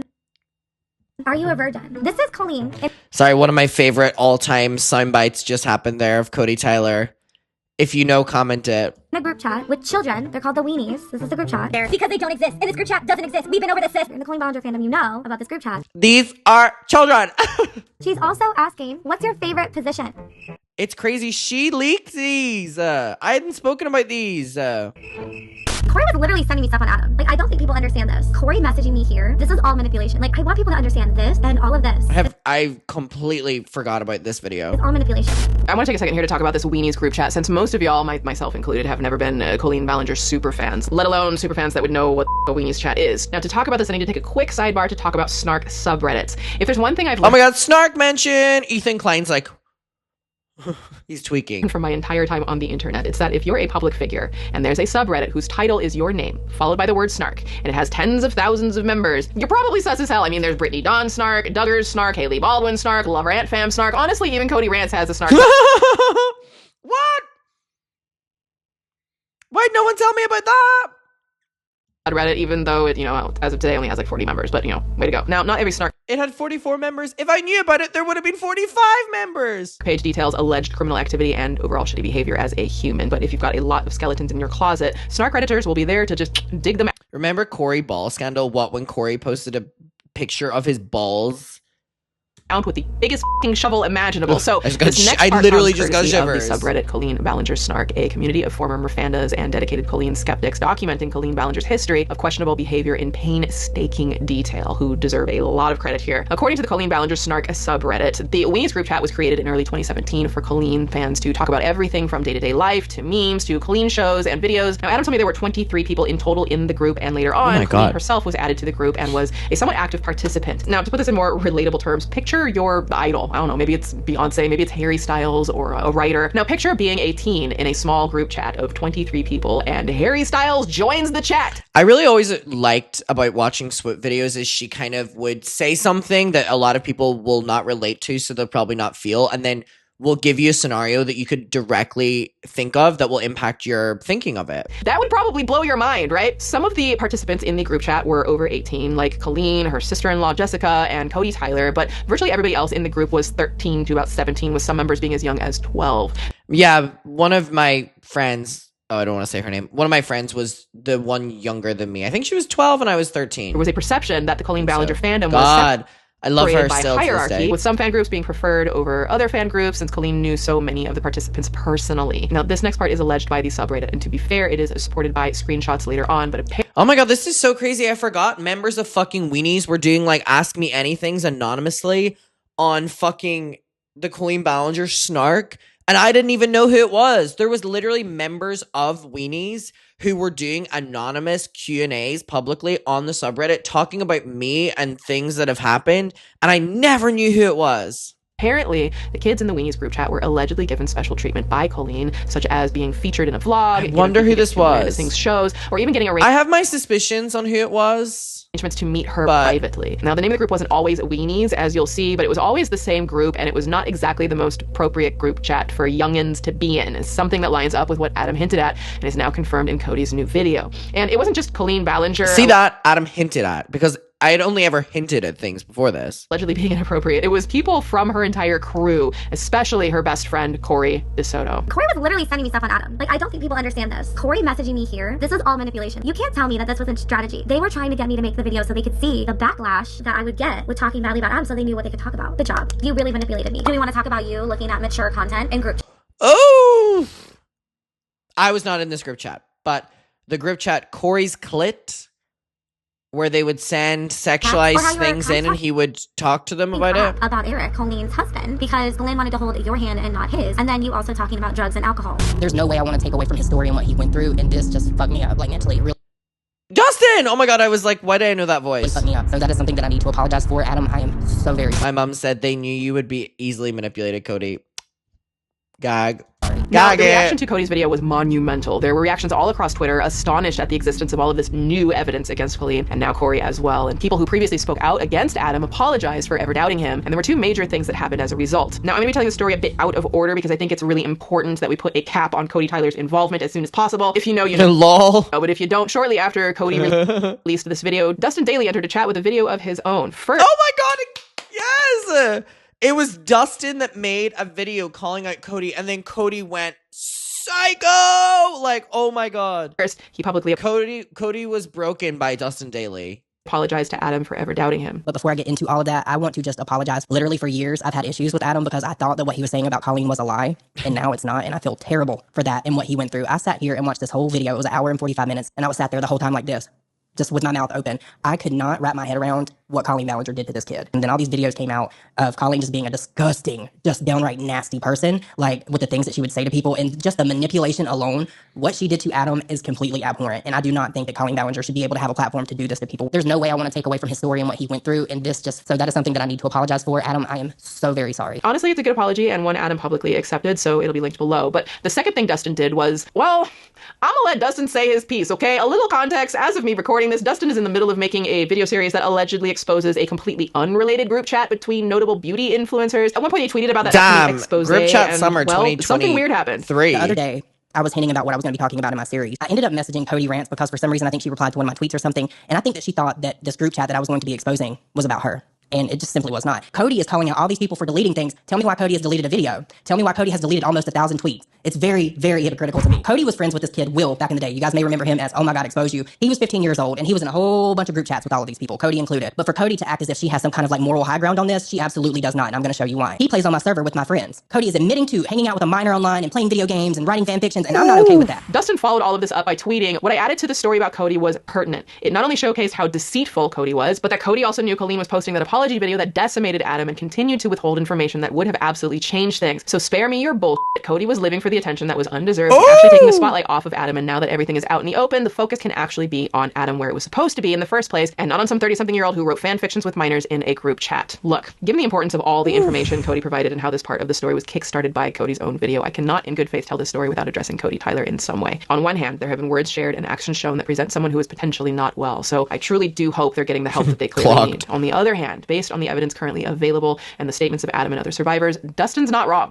With the fanfics and hanging out in the group chats as a 33-year-old and this whole thing with the screaming live stream and also the recent revelation that Cody allegedly did all of this for money to get a new computer.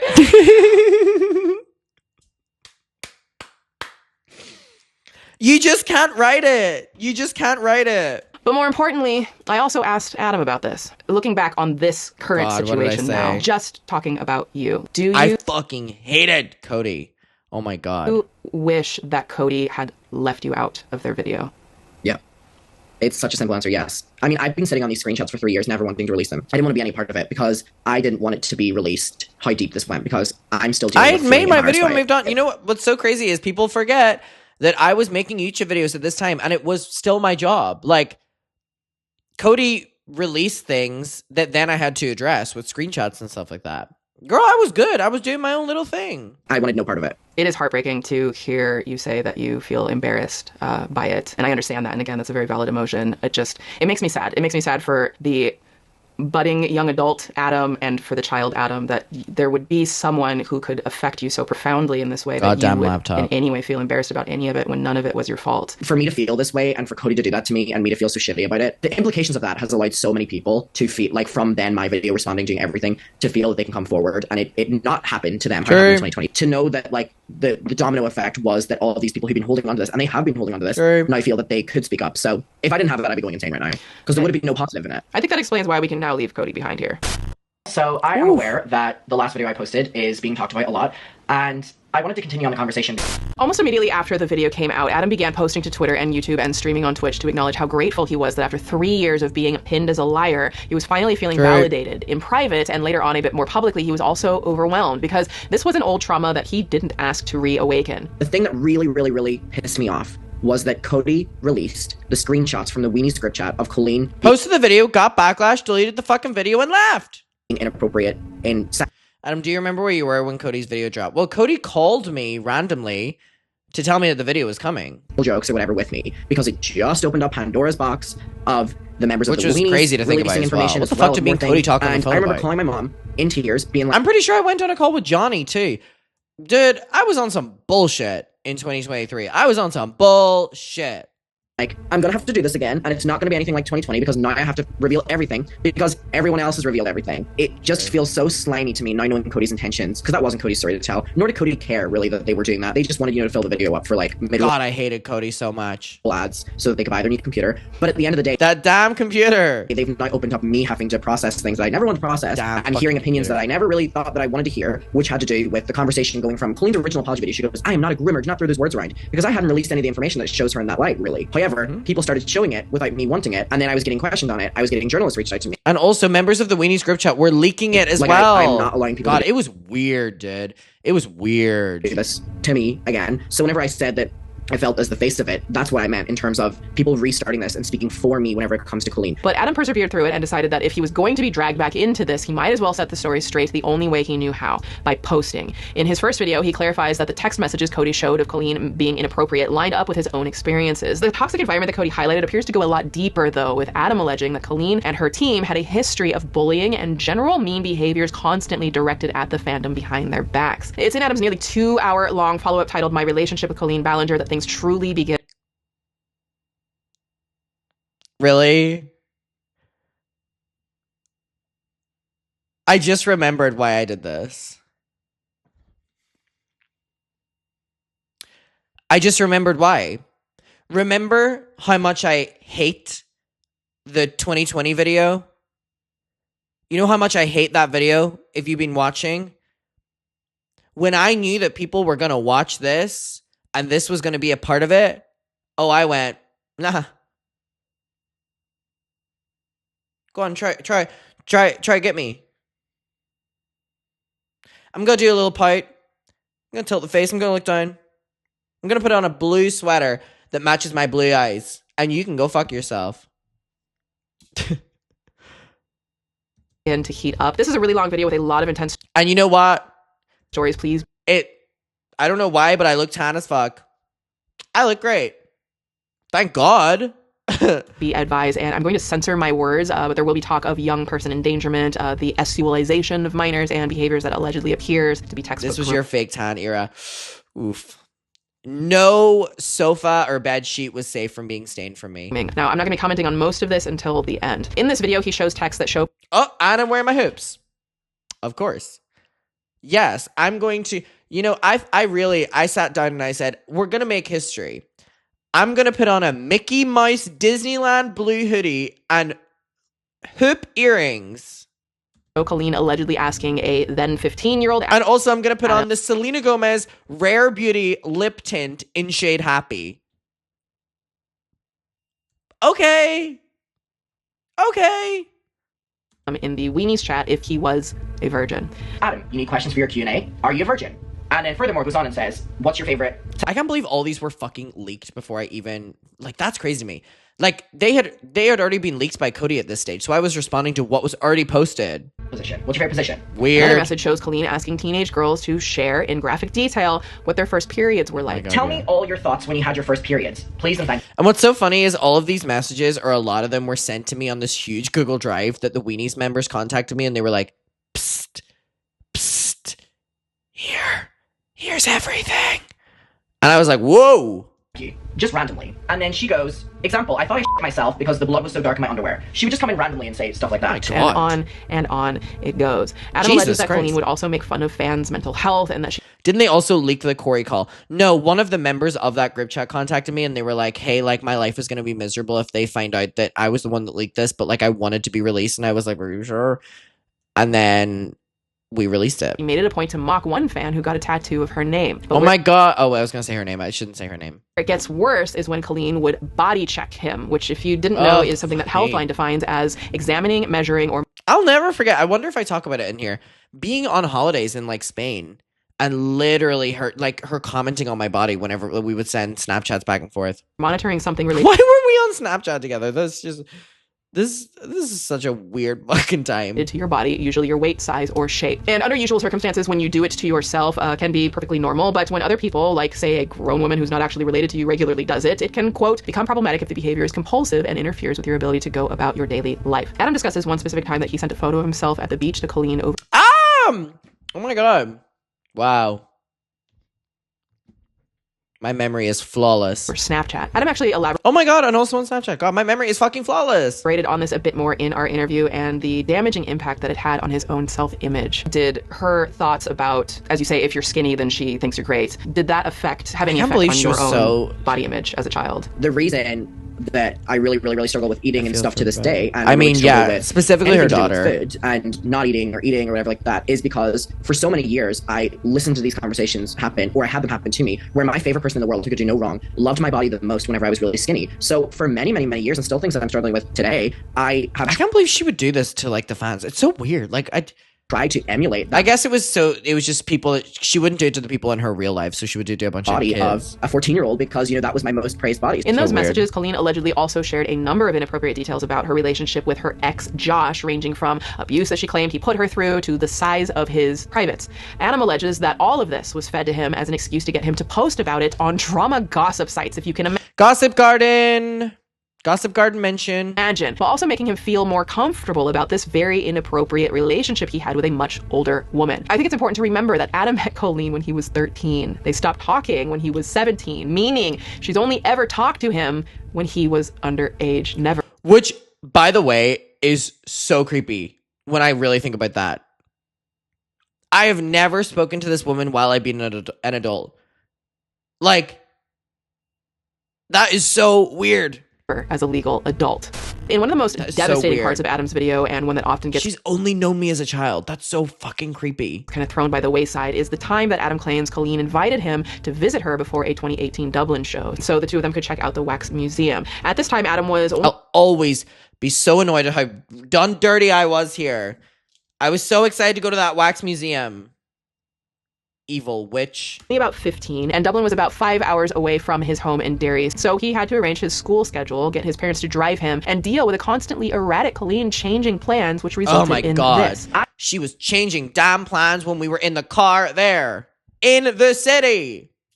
Oh, still annoys me to this day. I'm on my way to Dublin. 4-hour drive from Derry. My parents are driving me, my mom and dad. She goes, I haven't eaten today. Is it cool if we just get lunch instead of the Wax Museum, or would you be gutted? And I go, oh, well, where do you want to meet? And she goes, we're staying right next to the Wax Museum, which is ironic because it would have been easy to go to the Wax Museum, but she just didn't want to she didn't care about me. She didn't care about me. Do you want me to meet you at the door of the hotel? She goes, sure, we'll be running errands, be back soon. Wait, no. Meet us at Bunsen. It's a burger place right next to my hotel. So girl, she changed the plans 3 times! Before I even get to Dublin, she goes for lunch that I'm supposedly meeting her at, right? So then my parents are like, okay, did she not cancel you on you? And they're pissed off at me and don't want me going to lunch with her because they're like, Adam. Oh my god, this was still to this day so fucking unnecessarily stressful.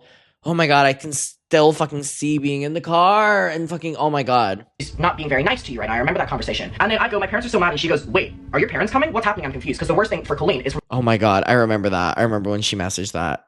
Her entire tone changed when she thought that my parents were coming with us. My parents will be there because she can't talk to me inappropriately. And I go, they're leaving me off. And then she goes, Jesus, where are you? So literally right after that is my complaining that I'm not getting there on time, which is why they then... Oh my god, this still to this day pisses me off so fucking much. Oh my god. Didn't hang out with me. I was like, I don't know Dublin, I'm stressed out, me and my mom and dad don't know where we're going. So this thing that had been hung over my head for so long, for me harassing people online, bullying people online, defending her, slandering her ex-husband, this was this meeting of going to the Wax Museum, going to the park, and then going for food. Now I'm not even going to food. Still pisses me off. All of that for her. So I'm stressing out now. I feel that my parents are not there. I feel that oh my god, my text with my friend in a city I do not know. To be clear, that's an allegation that Colleen Ballinger promised to meet up with a teen fan who had to travel hours to be there, and then abandon him in a city he didn't even know and didn't live in without still to this day makes me so fucking pissed off. Parents, or at least without knowing that his mom was there. In one of the absolute most shocking but most painstakingly detailed parts of the video, Adam walks us through his entire message history with Colleen to show how That was my favorite thing. I was like, if I'm gonna do this fucking video, I'm gonna scroll through every message that I've ever sent. Meghan Trainor situation came to be. He literally has nothing to hide. I was stupid enough that I gave him... That's such a ballsy choice that I did. I'm on Instagram right here, and I just scrolled through every message. Like, I showed everything. That was ballsy. No wonder the video is 2 fucking hours long. This woman, years worth of viral content with Miranda Sings. So I would essentially take what you say and rework it for Miranda's tone, you know? So now I start sending the idea. Wow, I'm literally just scrolling through our text. That's fucking crazy. He shows messages that Colleen was about to give up on the Miranda Sings character, and Colleen asking him to help with her channel. That's actually, sorry, I really can't believe I did that. That's fucking crazy. That really is so crazy. That's ballsy. That's ballsy. People were saying this is the most active the fandom has been in months. The fandom is so great right now. She's been so active for 3 hours. Whoa. And she goes, oh. Literally scrolling through every message. They would be so sad if they knew it wasn't me. I'm 16 at this time, by the way. She's 33 at this time or something like that. 33, 34 or something like that. I don't know. I don't know what this is. Oh no, I just liked it. Oh no, oh no, oh no. I remember this. I was filming the video and no one knew I was filming this video. And I'm scrolling on our messages and I try to listen to the voice memo and I accidentally like the message, which would have notified her. Oh, she is going to get a notification right now that I have just unliked. And oh my god. And the sheer volume of work he put in for free to help her make jokes for Miranda Sings. I don't like using your creativity and insight for free. So just know I'm not planning on taking advantage of your help. 4 years. 4 years of work. 4 years of help. He shows the channel going viral from his work. Like, here's the thing. She didn't even know the context of, like, Animal Crossing, and those tweets were going viral. She didn't know what was popular, so that's why she was using me. God, I was good as fuck. If this gig ever fucks up for me, trust, I will come back as someone's social media manager, and you'll know because they'll get accused of queerbaiting within the first couple hours. He shows the exact moments Colleen gave him her Twitter password, telling him to go crazy, and the message discussing potentially hiring him on a part-time basis. And then, 15 minutes after, the Meghan Trainor tweets. Everyone will be starting to think you're announcing something really big, and then you hit them with that. She goes, it's crazy how I spoke her through the entire tweet and the entire punchline, and she loved it. Should I do that today or tomorrow? Again, confirming that she's on board with the tweet on the same day that she said that she doesn't trust anyone with her password. She goes, okay, cool, I have a present for you, and I've never done this with anyone, but I'm trusting you. I remember getting that and like being like, oh my god, I've got the job. She goes, I'm giving you the temporary password for Miranda. I'll never forget this. I'll never forget this. Go crazy. That was it. He also shows how Colleen directly approves the Meghan Trainor tweet. Then yeah, her addressing it as I've got a present for you about her password so that I can work for her and like get her a lot of attention and clout. Girl, fuck you. Allegedly gaslights him by saying, quote, I'm so glad everything is doing well, but even though you have the password, I need to approve everything you post to avoid problems. Now, he shows Colleen guilt-tripping him over the tweet bombing, telling him that she would never post something like that, despite the fact that the messages show her approving the joke before Adam ever posted it, something she conveniently left out of her addressing everything video 3 years prior.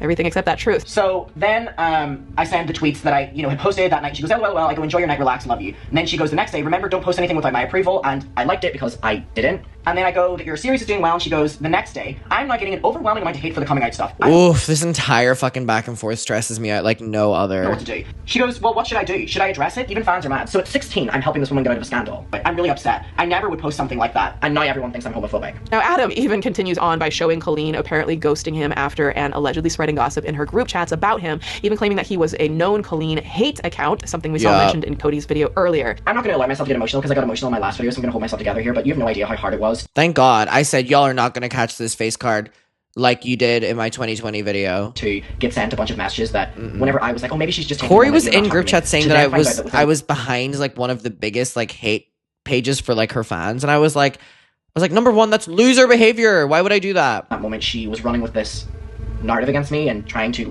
ruin me within the fandom and get people to turn on me and call me someone that was just trying to ruin her career and take her down. You've now seen everything that happened. Talk to me in 16 years if a 33-year-old takes advantage of Flynn for years, then runs shit-talking him on Twitter. You want to... Oof. That was a good line. I ate that.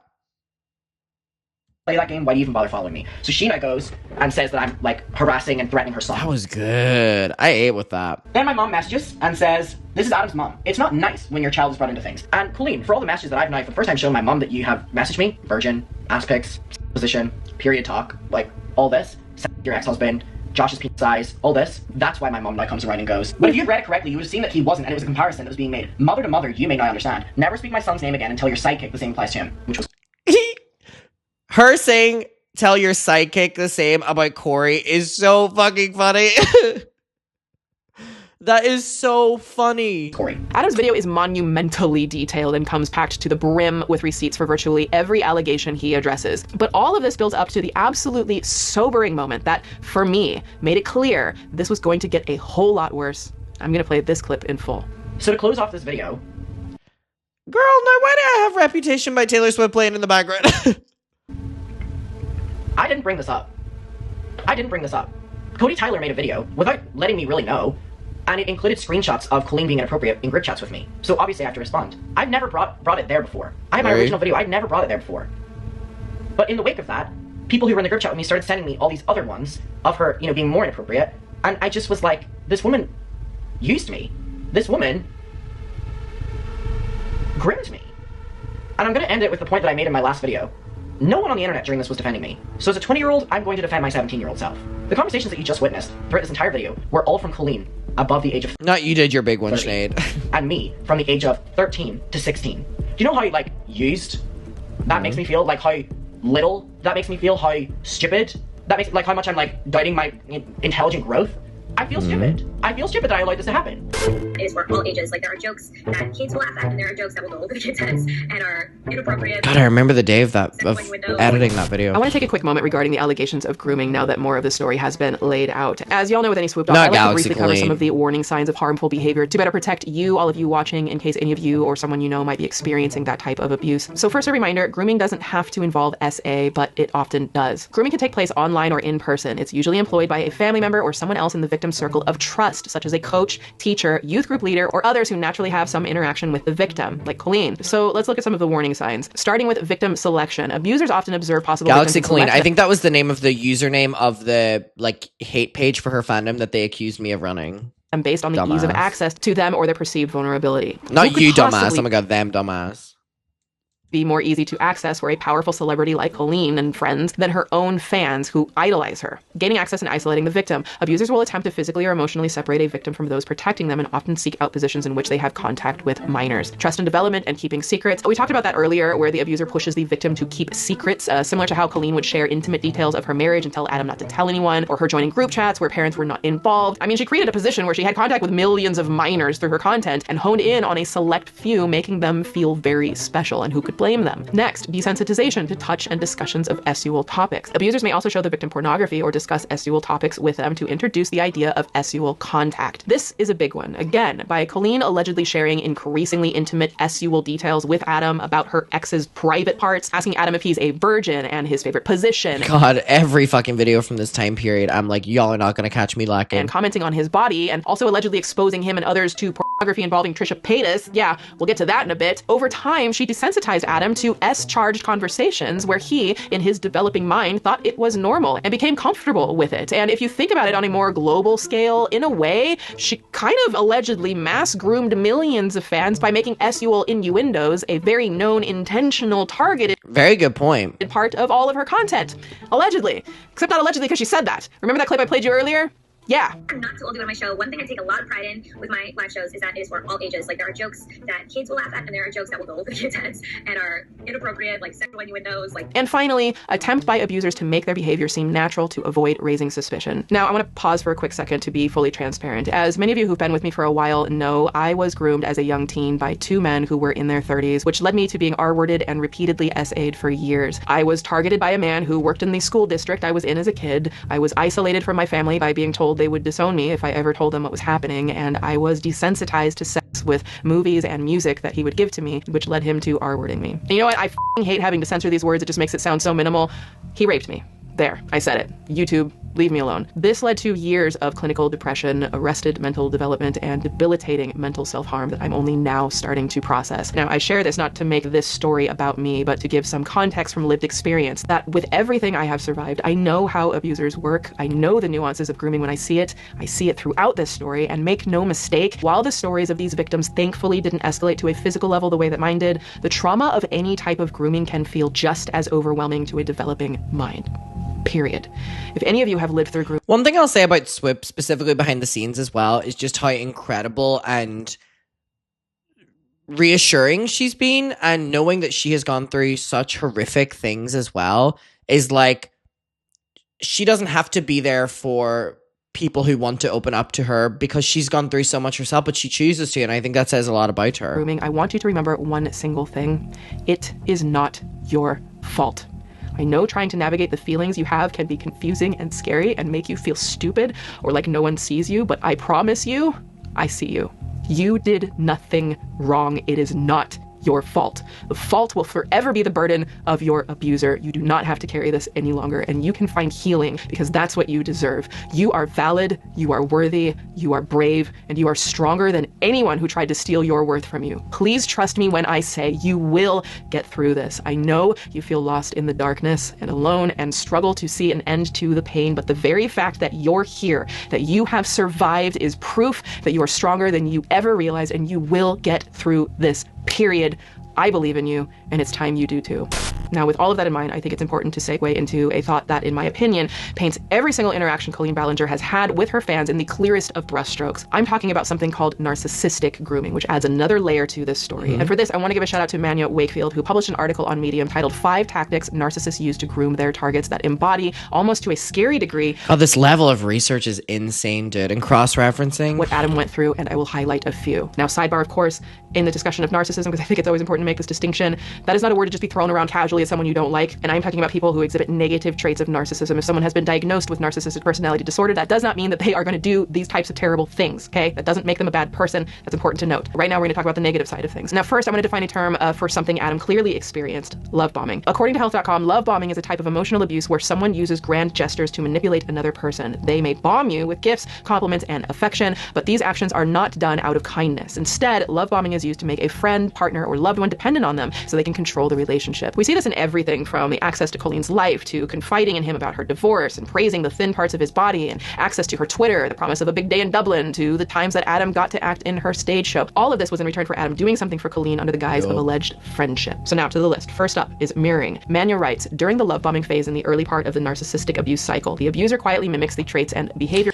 I always hated whenever, and this is nothing on Swoop, I always hated whenever I would watch videos of people like referencing like different elements of like grooming or abuse or something like that, and then would like be like, Adam says this, and then let me read this, only on the basis that I'm like, hey, don't hold up that mirror to me.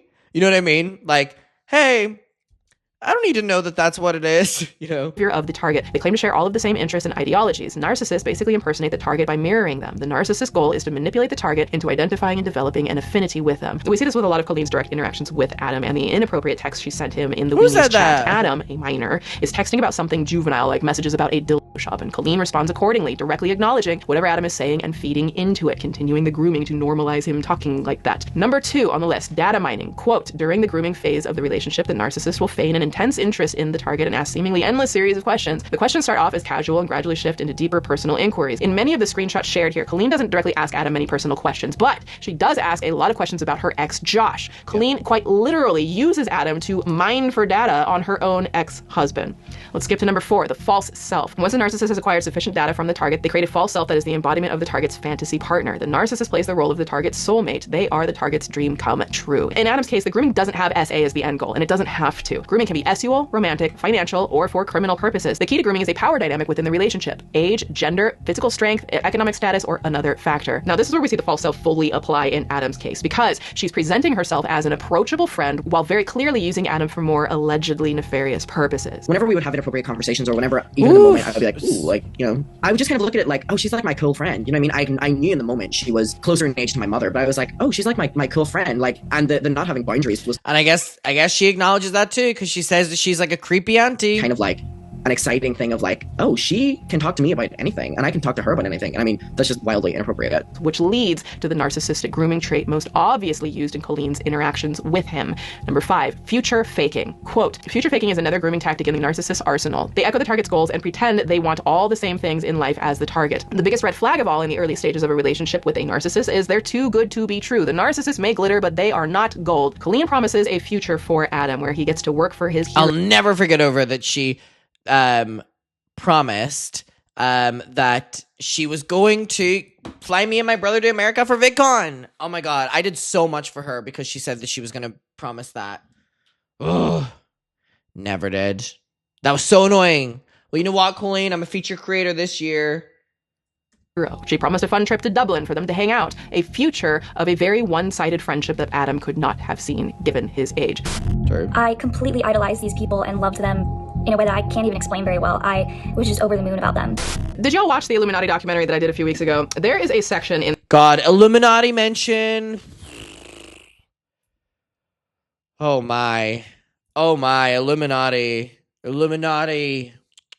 there where it talked about how following that story in real time was overwhelming because there was seemingly no bottom to the storm of sheer decay in Blair Zahn's past. This story is even worse because I don't think anybody was anticipating not only the volume of allegations against Colleen Ballinger, but the entire Ballinger brand and family. Now, this is the part of the story where time stops existing, and I have to break each of these next few parts down by specific controversies. And we'll start with one that, if you only really follow mainstream media reports on Colleen Ballinger, is probably the one you've heard about and more than likely heard about incorrectly. I'm talking about Becky.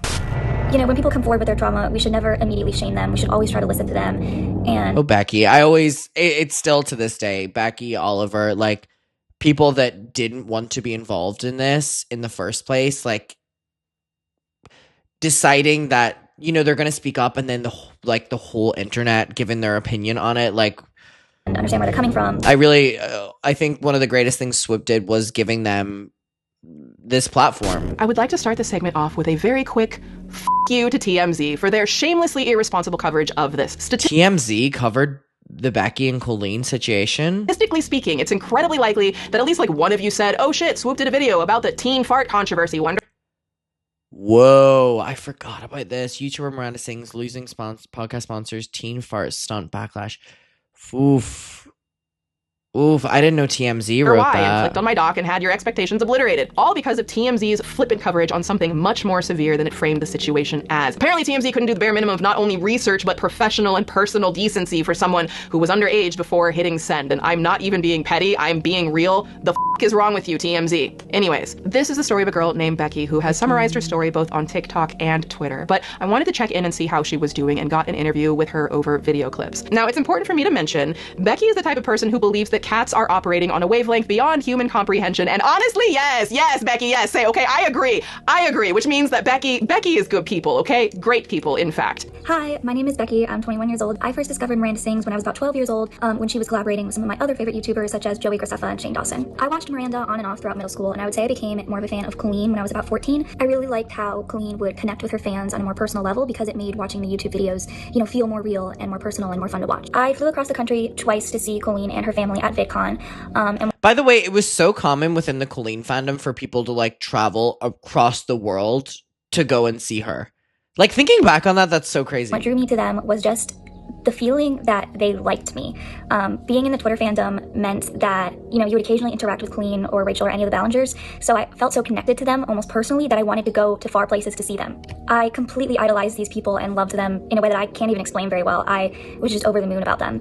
And thinking about that now kind of makes me sad for my younger self, I think, that I was so in love with this family that didn't really know me and didn't really care about me and really just wanted to profit off of me. Now, Becky first wrote about her experience in a Twitter thread on June 6, 2023, saying the following, quote, "When I got called up on stage at one show and did the yoga challenge with her, there's no excuse for her not stopping it once she realized I was wearing a short romper and had to spread my legs to the point that you could see the spandex under them while thousands of people watched. I joked about it when it first happened because I didn't want people thinking I was ungrateful for getting to go on stage, but I had nightmares from the day it happened. Her face looking down at me while my clothes were falling down is still ingrained in my head. The humiliation from that still gets to me sometimes. I felt exposed in front of an audience that held family, friends, and classmates. When I left the show to walk to our car, men stared at me and my body in ways they weren't looking at me before. I struggled with talking about this for so long because I don't really know what to classify it as, but I know it wasn't okay. I was a minor and was literally put on display, and intentional or not, I fulfilled some random men's sexual fantasies. For so long, I felt like I couldn't say anything because I volunteered to go on stage, but I simply forgot what I was wearing when I did." This thread is kind of all over the place, and I'm literally shaking as I write this. This is something I never thought I would talk about on here, but everyone else sharing their stories has encouraged me. Again, I don't really know how to talk about this, but as a woman who has been SA'd in the past, this whole experience gave me that same sickening, disgusting feeling that you want to purge from inside out. It breaks my heart that Colleen's hold over all of us was so strong that I felt I couldn't talk about this for so long. At the end of the day, I just so well written. Wish someone had stepped in. Security, Cory, anyone. It's taken me years to accept that what happened wasn't okay, but I'm old enough now to understand it wasn't my fault. I was a minor and Colleen did not protect me or my safety, and that's that. Some powerful words. Later on, June 9th, she posted the clip of her experience to Twitter. Now, Becky's story received even more attention when she explained the story again in a viral TikTok, which explained quite clearly that Becky was only 16 when this happened. The TikTok now has over 1 million likes and like over 10 million, I stopped counting, which led to her story being shared in Newsweek, Passion Fruit, Rolling Stone, Time Magazine, and yes, TMZ. But instead of sharing what I think about all of this, I wanted to do something. TMZ wrote about it again? They can fuck off. A little different. So I reached out to Becky, and I'll let her words to me speak for her. After I made the TikTok video about my experience on stage with Colleen, I got a lot of hateful comments that were blaming me and, saying you dressed inappropriately on purpose. You could have gotten off stage at any moment. And those comments... It's always coming back on blaming the child. It's crazy. Were extremely hurtful. It took me about 2 years to fully come to terms with what happened on stage and to feel violated by someone that I trusted so much. So to see so many comments, kind of bringing back those questioning thoughts that I had at first has been really hard for me. It's really hard in general to unpack your trauma and then come forward with it and then have people question your trauma and then you kind of unravel the trauma again and go through the whole cycle. When people come forward with their trauma, we should never immediately shame them. We should always try to listen to them. And, if you're leaving those hurtful comments, you're clearly not doing that. And I think that's just something that you need to reevaluate and work on with yourself. Becky, I just want to say you're incredibly brave, not just for coming forward and sharing part of your story about the truly horrifying experience you had on stage at the hands of Colleen, but for your words on trauma and acceptance. I think it's important for people to realize that you did not have to share your story, but you chose to, and that is so, so powerful. What happened to you was wrong, period. It was not your fault, not at all. Colleen fostered an environment where young people were encouraged to wear certain clothing to get rewarded on stage with their idol. It was by design, by the adults, and it was wrong. And for what happened to you, it doesn't matter what you were wearing, it doesn't matter if you forgot or not, that's not your fault. You did not ask to be put in that vulnerable and terribly exposing position. Colleen put you there and she didn't protect you, and that's on her and her team, not you. She was the adult, you were not. It was her choice, and with the full force of her powerful position and the cheering crowd and the spotlight on you, coercing you to do as you were told, which, let's be real, every other teen would have done the same, whether they wanted to hide behind their keyboards and pretend they wouldn't or not. She abused her power and influence and took advantage of you while it was being filmed for the world to see. It is not your fault. It never was. And I wish you nothing but healing and strength. And you are exuding so much strength and grace. Thank you for sharing. And then I decided to join the Twitter fandom. Alex, I was right about your name. Oh my god. To mostly support Colleen, but I also met other people who also supported Colleen, which was really nice. Somebody else that I spoke to was Alex, who came forward on Twitter and Reddit around the same time as Becky to discuss their experience in the Colleen fandom as well. Alex has told the story a few times, spread across many different social medias, but I managed to ask them about their story over voice memos. Now, their initial tweets share this picture as well as the following message. I guess I met her 5 years ago. Cory behind the camera told me to bend down because Colleen had put her arms around my neck and I was too big. Oh my god. And before the show, Cory quote tweeted me being excited, mocking me, and got the whole fandom to do the same. Now, for reference, Colleen is 5'6" and I'm 6'1". What you don't see here is I was suffering badly from an autoimmune disease and on steroids, etc., having been formally diagnosed with 3 autoimmune diseases last year that I've been suffering with for 10 years. This woman is the reason I've had body issues for years. I idolized her and knew she didn't approve of my body. She condoned Cory saying this as if he was right and didn't say a word other than nodding at him. I never thought I'd have it in me to share this. The fact that I brushed it off and felt grateful for this experience because she was my idol. I've been struggling with body images and eating ever since this stuff resurfaced. I'm not doing great mentally, but I love y'all so much. For context, as many of you know, for me to speak on this, I also live with chronic illness and a spine and shoulder injury and fibromyalgia, which is why Alex's story really spoke to me personally, and I wanted to share it. But there's a specific part of Alex's story that feels like it could get lost in the sea of other more easily understandable allegations being made that made me want to hear more from them, so that's why I reached out. Hi, I'm Alex. I'm 23 years old, and my pronouns are they, them. Just for some context here, when I was 12 years old, I developed a lot of illness. It was undiagnosed at the time. I was in and out of hospital a lot. I missed a lot of school. And that was kind of when I started watching YouTubers such as Colleen. And at the time, I would have been the age of 12 when I first started watching Colleen. And then I decided to join the Twitter fandom to mostly support Colleen, but I also met other people who also supported Colleen, which was really nice. A lot of Alex's story involves their fandom growing as they went in and out of the hospital, expressing that Colleen basically kept their head above water. Eventually, Alex became comfortable enough to reach out to Colleen and members of her fandom over Twitter, even feeling comfortable enough to confide their personal feelings and problems in their life to Colleen. This relationship with Colleen, again, not parasocial anymore, it's a relationship, got them added to another private group chat with Colleen, Cory, and other fans, though not the Weenies group chat. So much of this story sounds very similar to stories we've already heard from Adam, and we'll hear soon from others. You know, a group chat with Colleen Ballinger and a bunch of minors where where did she get the fucking time to them. But this was the reality for Alex, and Alex didn't question it because why would they? In their eyes, this was their friend, Colleen, not the weird 30-year-old sharing too much once again about her divorce. And this is what set the stage for Alex to head to the Colleen Ballinger show that night with the hopes of getting to meet their idol because, of course, why wouldn't something like that make you feel better, especially given what they were going through health-wise? So I went along by myself to the meet and greet. The Q&A was, you know, just standard, and then we all lined up to meet Colleen. She was on stage, and Cory was behind a camera taking the pictures, and then Eric was a few feet away from Colleen, like behind her, so you could meet him afterwards. So I went up to Colleen, and I told her how much she meant to me, and she was smiling and being nice, and things like just, you know, kind of acknowledging what I was saying. And then it came to the pictures, and you know, Cory didn't seem too bothered. Like, I think he just seemed a bit, Cory was such a dickhead during the meet and greets. Oh my god, he was such a fucking evil prick during the meet and greets. And let me tell you something. I now have more of an issue with this story now after doing 25 plus shows where there's always a VIP and meet and greet, very similar structure. Anyone around you is working for you. So if someone has a bad experience at that, it inherently is your fault. If your tour manager, in this case, Cory, is making the fan feel uncomfortable, that is you as the performer's fault. There were times during meet and greets that I've done where maybe my tour manager has rushed someone and someone was in the middle of talking about something and they get pissed or whatever, and I'll call them back over and we'll talk again because it's my responsibility to fix that situation that other people put me in. But Cory here went out of his way to be bad at his job. On edge at that time. We did the first pose, which was holding hands, and then we went to do like the classic hug pose, and Cory said to me, like, very abruptly and rudely, you know, you're too big for the hug pose, Colleen can't get her arms around you. Just like, what? And at that time it was very shocking to hear because I was already struggling with my weight and, you know, my body image, and I was 17 years old, and, you know, in that moment I looked over to Colleen hoping that, you know, she would say something to Cory about this, but she didn't. So instead of reassurance from Colleen, I got her looking at Cory and nodding to him approvingly as if this was like the most normal thing in the world to tell a 17-year-old. And I remember just feeling so embarrassed because there was a huge queue of people lined up behind me for the meet and greet, and it just felt awful. Look, the truth is, this is clear evidence of how completely shitty Cory Dodto is as a person if he's sitting there and weight-shaming one of Colleen's fans. But what's more disturbing is that not only did Cory get away with it, Colleen didn't seem to care at all about how blatantly Cory disrespected somebody that, again, Alex thought was their friend.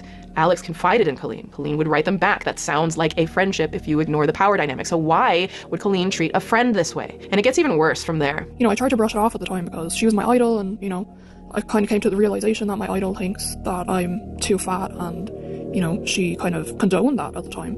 So it came, like, up to the time near when the show was starting, so the meet and greets happened 3 hours prior to the show. So as I was in line to get my seat for the show, I was tweeting Colleen and, you know, saying how excited I was, like, for the show and everything, because I was just trying to ignore what happened. And then Cory quote tweeted my tweet to Colleen and called me a squeent, which at the time Colleen had called her fans squeents. Oof. Oh god, this was also petty and shit, but these people were adults. That squeent was what, like, Colleen, Cory, and the private group chats would call, like, what they would deem losers who were fans of them. And then all of us would respond knowing that they were referring to this person as a loser. Like, these people are grown. That kind of meant basically a fan who was, you know, a diehard fan who was too annoying and just, you know, too into the whole thing. So that's so crazy that she would... I just can't wrap my head around that. In what world does she think that wasn't going to ever come back and bite her in the ass? She was in multiple group chats referring to certain specific fans as squeent, so that it was all this big inside joke that they were a loser because they supported her too much. That is bonkers. Cory quote tweeted, and then a lot of people in the fan base would bully me for that tweet because I don't doubt it. There was this kind of thing in the fan base where you do anything for Cory or Colleen, so they just bullied me a lot.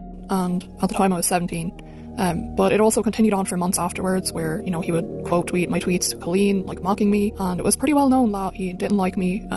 Isn't that so crazy? And yeah, I could list off a bunch of people's names or usernames from back in the day that I knew that Colleen and Cory didn't like because they made it clear to all of us, the people that they hated, who, by the way, were fans who didn't know that they were even being acknowledged behind the scenes. Crazy. But the way the fan base at the time worked was everyone idolized Colleen and Cory so much that they'd do anything for them. So lame. If they were mocking someone, everyone would join in. And, you know, I guess in a way it was Cory and Colleen abusing the power and control that they had as influencers, and knowing that we were all, you know, we were kids and minors, and, you know, they took advantage of that, really. So as a result of Alex being upset, they were met with bullying directly led by Cory Dodto and ignored by Colleen, which is awful. This actually put Alex down a fairly troubling road that ended up putting them in therapy. I can't stress enough how serious these types of things can impact people. Gaslit myself into thinking that, you know, it was a normal thing for Cory to say that to me and Colleen to condone it, and that, like, I should work on losing weight and that my body, I was too fat and ugly, and it led to a lot of body image issues. It was definitely something that, after it happened, I thought about it a lot, but I was too scared to tell anyone because I felt like I should be grateful. Imagine all for this meeting my stemming from idol just and wanting to meeting a support YouTuber when so someone, many by people the couldn't way. meet her and things like that. So it was something that I kept to myself for, almost a year. And when I did tell my family about the experience, they kind of, said to me, this isn't normal and that was awful for you to go through. I have since addressed body issues and body image issues in therapy, and, I realised that this has affected me more than I thought it did, that my idol thinks that I'm fat, and, I think what damaged... Now, this was all further exacerbated by none other than Colleen's own content, which, unlike the Miranda Sings content, is a much more, conversational vlog-style channel. On this channel, Colleen would share details about her life, her health, her pregnancy, and so on, but what rubbed Alex the wrong way was this. And, I think what damaged me even more was seeing her videos afterwards, where she would say things like, I'm so fat and I'm so ugly and I look horrible, and she would sort of be body checking sometimes in some of her videos. Girl, she loved a body check. Oh my god. You know what Colleen loves to do, by the way? Dress in her childhood clothes. It's like a well-known thing within the fandom. She loves wearing clothes that she would wear as like a young kid to like prove that she can fit into them. I'm pretty sure she's even done that as YouTube videos before, but she does it in like her own time. She's so weird. She's so weird. And then after she'd say all that, she'd say, but all bodies are beautiful and, everyone should love their body. And it just felt like a slap in the face. She loved a body positive check. To me after what I went through. Looking back on the entire situation now as a 23-year-old, Alex is well aware of where their trauma came from and just how wildly inappropriate the entire Colleen situation was. I was 16 or 17 when she would do that, and yeah, looking back on it, it definitely does not feel appropriate. If you asked me years ago if I thought I had a friendship with Colleen, I would say yes. If you ask me now, I would say it was definitely a perceived friendship on my end, and I felt like she, abused the power that she had as an influencer, and knowing that she had a lot of fans who were minors and very impressionable. And Alex, I just want to say again, you are such a beautiful human deserving of nothing but love, support, and healing. Thank you so much for sharing part of your story with us. It truly broke my heart listening to your words, but I believe that your words will help so many of us fighting chronic illness to feel more seen. You are so immensely brave, so valuable in this world, and I hope that through all of this, you're able to see how brave you are, and I wish you healing on your journey. Bethany is like desperate to have anyone care about her. And oh my so God, she's Ella. constantly making up these ailments to try to get someone to care about her, and still no one does. It's on that note that I feel I should shift gears into somebody else whose story came to the forefront by the name of Ella. If you couldn't tell by now, the entire Colleen Ballinger core is rotten, and it extends in every single direction, allegedly. And some of this even extends to her deal with Netflix. But before we even get to that, I need to tell you about Ella. On June 14th, in light of Colleen still not making a public statement, Johnny Silvestri, who we'll be hearing from a little bit later. Oh my god, I haven't seen Ella's face since all this went down. I'm gonna get like a huge nostalgia tweeted blast this. whenever Okay, I Colleen, see you want to play? Ella. Let's play. Look what I found. It's you. Oh, this tweet was so bad. Oh, this tweet was so bad. Oh, this tweet was so bad. Johnny tweeted and said, okay, at Colleen, you want to play? Let's play. Look what I find. It's you bashing one of your biggest fans at the time. We used to make fun of them for editing fake freckles on their face, remember? Then you would make fun of them for being trans. And Johnny posted text messages with Colleen making fun of this fan. Johnny, this fan still thought they were friends with Colleen and learned of this when we did because Johnny just posted this for clout. You bashing one of your biggest fans at the time this was sent. We used to make fun of them for editing fake freckles on their face, remember? Then you made fun of them for being trans/gender fluid. And in the screenshots are partially censored text showing Johnny and Colleen mocking someone. Now, Johnny follows this up by saying, my response was mean AF and I shouldn't have said it. I don't even know how to approach this. Part of me feels like this fan should know, but that's also the worst thing anyone can hear. I want to be mindful, but I can't not share this right now. I want to be mindful. Now. And shortly afterwards, that fan figured out that the person Johnny was talking about was them. That fan is Ella, who virtually every Mirfanda says was one of the most loyal fans Colleen had, who was completely heartbroken to find out Colleen, who was openly sweet to her face, said such cruel things about her. And it got worse. Quote, I just genuinely want you to know this is 100% hand on my heart. Things she said to my face on bus tour. I remember it clear as day. We were sitting in front of the hotel waiting for an Uber. She told me she... Is this Johnny messaging Ella? Believed you were faking your illness to get closer to her, and she was in the works of writing. Johnny, there's some things that you keep to your fucking self. Jesus Christ, I literally cannot fucking believe that he We were sitting in front of the hotel waiting for an Uber. Oh She my told me God. she believed you were faking your illness to get closer to her. And she was in the works of writing a movie about a girl who fakes illness to get close to celebrities and then gets exposed as the villain. She was writing a defamatory screenplay about you with her brother Chris. I genuinely do not want to hurt you with this information. There's a way of even breaking this news to someone that isn't so punchy into the moment, like what you're doing right now. It is diabolical. I am so sorry, Ella. Now, we've since confirmed that the person who sent Ella this text was Johnny, who during my interview that I'm sharing with him later said this to me. She portrays such a loving and nurturing relationship with this girl in the public eye, and then she's literally sitting in this Uber with me, with the whole crew. Everybody was in that car on the way to dinner in Maine, and she's just going on about how her and her brother Chris are writing this whole plotline scenario for a movie. And it's gross. I saw now Chris said that he has not taken a part of that. He didn't say anything about it not being true or real. He just said, nope, count me out of that narrative, which I thought was kind of comical. Now, I have some thoughts about this, especially since Chris Ballinger has, in fact, directly denied this allegation. And maybe it's true. He didn't write that script. You know what he did write with Colleen, though? That show, Haters Back Off, for Netflix. There's a character on that show, Miranda's mom, where there's a running joke that she has fake, undiagnosed fibromyalgia. Now, a huge shout out to Bridget Parker on Twitter, who introduced me to this particularly up part of the story and getting me through a few specific things that happen on the show with this character. Ashley, you know what? Can you get the heavy items for me? Because my fibromyalgia. I have undiagnosed fibromyalgia. It's such a burden. All right, so how do I look? Pitiful? Perfect. Oh God, that would be good, Mom. Just push it on, please. Okay. God, number one, this show was so bad. Number two, the moment that people started clicking that maybe this character was based on one of Colleen's loyal fans was crazy. Okay. She can't even clap for me anymore because we're fibromyalgia. Bridget also directed me to this particular tweet where, in my opinion, it becomes clear that Chris and Colleen did, in fact, write that screenplay and turned it into a plot on Haters Back Off. I know people who make up ailments for themselves that aren't real. So fibromyalgia is a real thing, and it's like debilitating for people, and it's like really awful for people who have it. It's really horrible.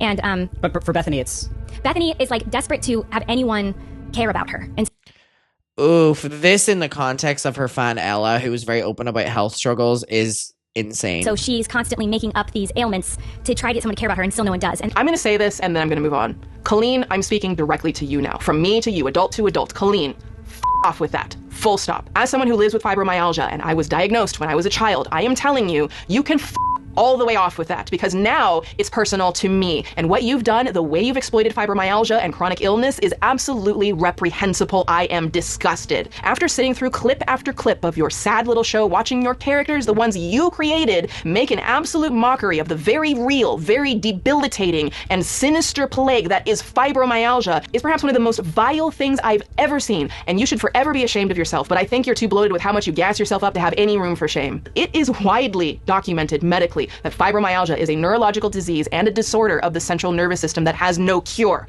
Imagine living with something with no cure. Do you think it's funny that people living with fibromyalgia are 4 to 5 times more likely to also battle depression and anxiety? That we should turn on Netflix and watch scene after scene of you trolling what we live through, intentionally blurring the line with your mother character so that people no longer could tell if the mom is faking or actually has fibromyalgia? Because I don't know, it just all kind of looks like it's faking no matter what, right? Are we a f***ing joke to you? Would you?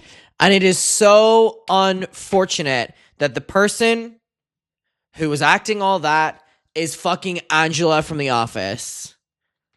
What a hit to her fucking catalog. Write the same jokes around cancer. How about Parkinson's? Would that tickle your fancy? Exactly how insignificant does our suffering have to be to you to satiate your need to dehumanize our diseases? Wow. We all know that there are heavy stigmas around fibromyalgia and invisible illness, even though the medical facts remain this shit is very real. Is that why you targeted us? Did you think no one would notice you preying upon people living with a neurological disease so that you could make some money? Well, I guess you didn't think that someone with fibromyalgia and a platform was going to enter the chat, but bitch, here I am. Welcome to my face and welcome to the repercussions of your shitty actions. I'm done. I'll let Alex finish this section. Seeing that Colleen, based the Miranda character off people with fibromyalgia and people with chronic illness, it just disgusts me, and I feel so sick thinking about it, because I've, struggled the last 10 years with 3 autoimmune diseases and a lot of other chronic illnesses. And to see someone that I idolized in those years when I was struggling so much with these illnesses, make fun of them and make fun of other people and make them out like they're nothing, it really angers me, because, no one would choose to have these illnesses. We would all love to be out living our... And it's also such a privilege to be able to make fun of it, isn't it? ...our lives and, just doing things that we love. But unfortunately, our bodies don't always let us do that. For her to think that, fans would fake being ill just to, talk to Colleen and get close to her is the most disgusting thing. It's so self-obsessed. Ever, really. Like, I can't imagine faking an illness just to get close to someone, when I could be out living my own life and being with my friends and not missing out on my life and watching it pass me by for so long. I just think it's absolutely disgusting and appalling behaviour on Colleen's part. If anyone out there with chronic illnesses or body image issues does hear this, I just want you to know that you're so strong, and so much stronger than you'll ever believe you are. You're beautiful and you're worthy, and you know, you're here for a reason, and you're so loved and cared about, and I hope you really know that, and know that what other people tell you does not define who you are, and it doesn't define your worth. You know, just make sure you're taking care of yourself, because you matter so much in this world. Really, really trusting relationships with all of our parents, like first name basis. It was very tight knit. It's not just some little parasocial thing. After Adam shared more of his story, someone else came forward with incredibly damning evidence against Colleen. His name is Johnny Sylvester.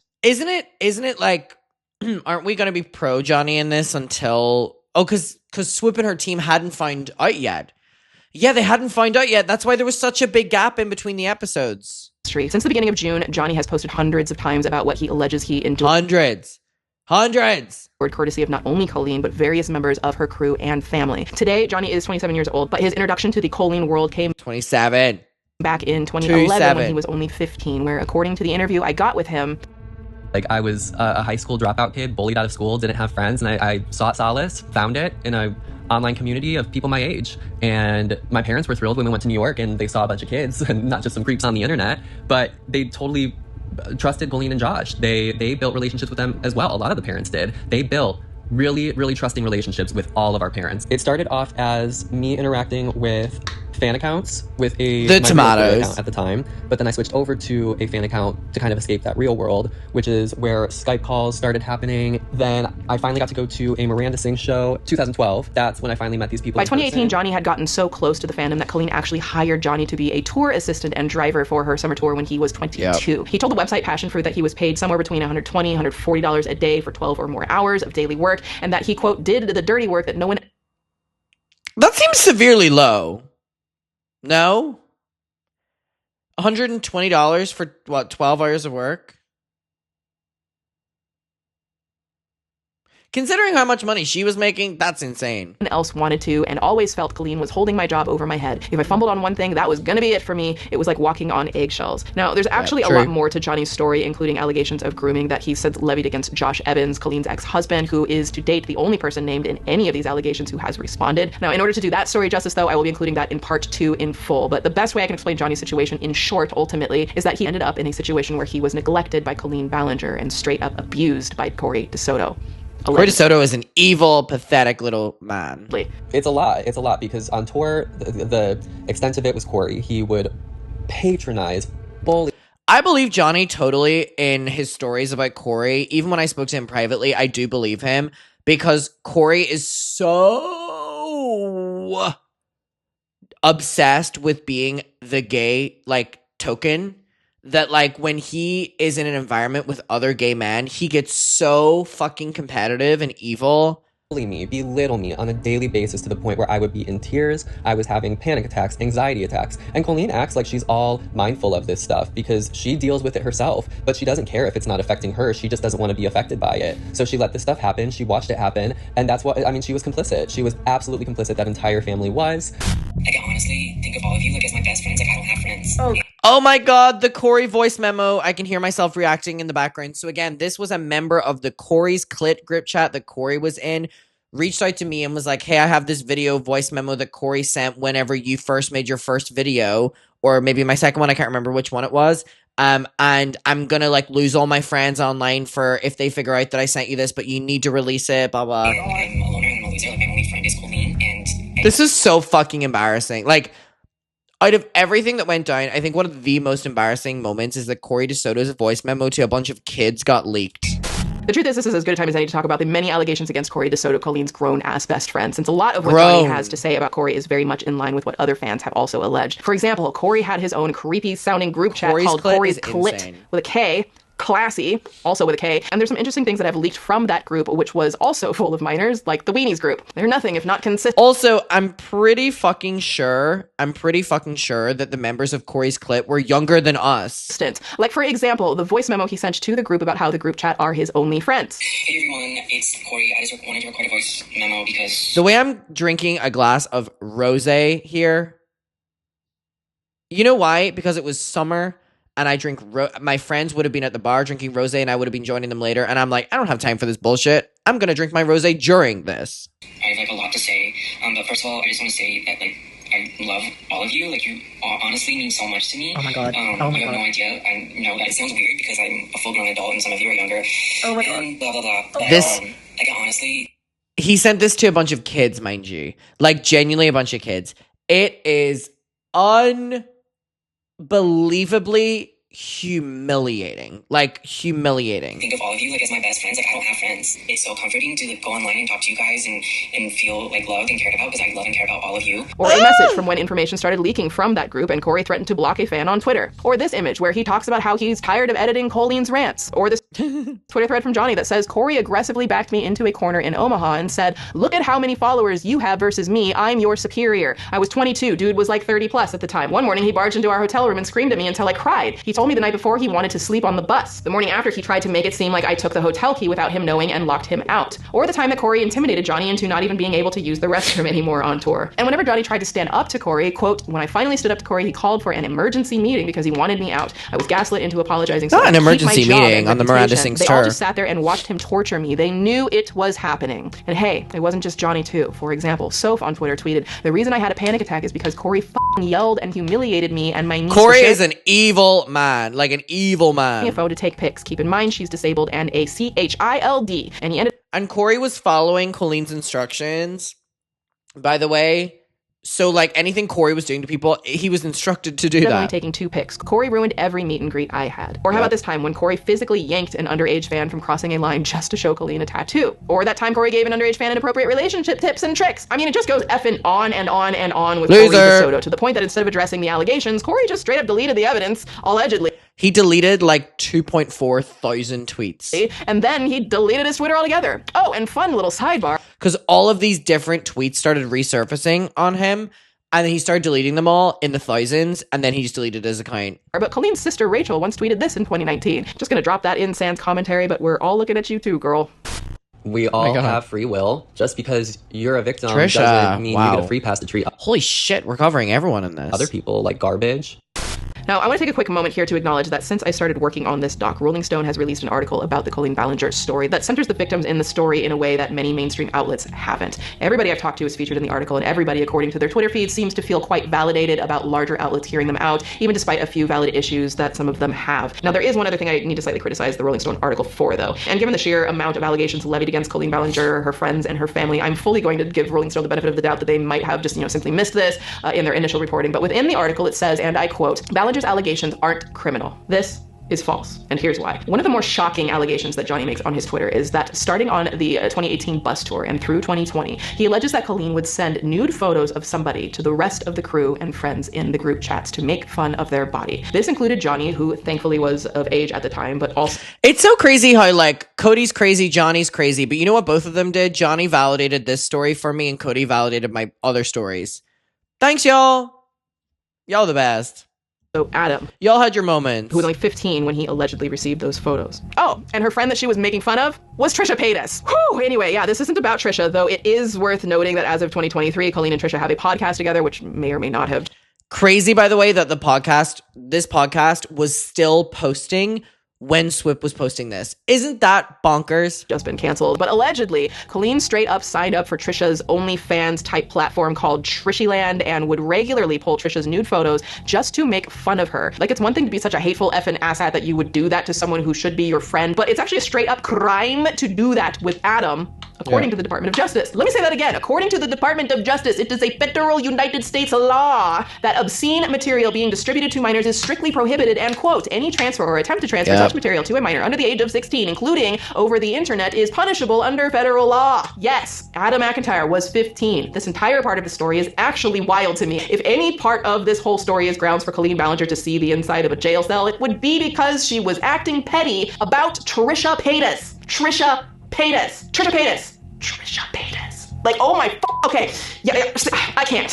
What I was really surprised by with all of the stories Johnny had posted on Twitter is he still managed to tell me 2 stories that caught me completely off guard because I hadn't heard them anywhere else. First, remember how I told you about how Colleen wasn't exactly forthcoming about her inspiration for Miranda Sings? She has said online to my face that... Oh shit, I remember what he's gonna say now. ...is her character traits of Miranda off of her disabled brother. Yep. And when he is having his quote-unquote, her words, temper tantrums, she essentially sits back, watches them, gets a kick out of it, takes mental note to create her portrayal of Miranda. I mean, it's just absolutely disturbing. And then there's this. And I'll never forget this. I haven't gone on the record with this at all, and to give you context, I've always struggled with my weight. I've always been underweight and struggled with body issues, but I'll never forget when Colleen's friend joined us on tour, and Colleen said in the basement, in the dressing room, her friend is sleeping on the bus, and she was commenting about her weight and how she was worried that she was maybe anorexic. And she then looked at me and said, but I love thin. I want to be as thin as I can be, like almost dangerously thin. Like, I know that's so fucked up to say, but I just think thin is so beautiful. And I about fell over. I was so horrified. This is horrifying. And I believe that. As echoes of Adam's stories about Colleen body checking him and Alex's stories about Colleen doing that in the group chats. Colleen has this really apparently bizarre obsession with thinness that extends across her relationships and even some of her content. Thank you, Johnny, for sharing part of your story with me. Most of his interview is going into part 2 of this docu-series. And again, I'll see you in part 2.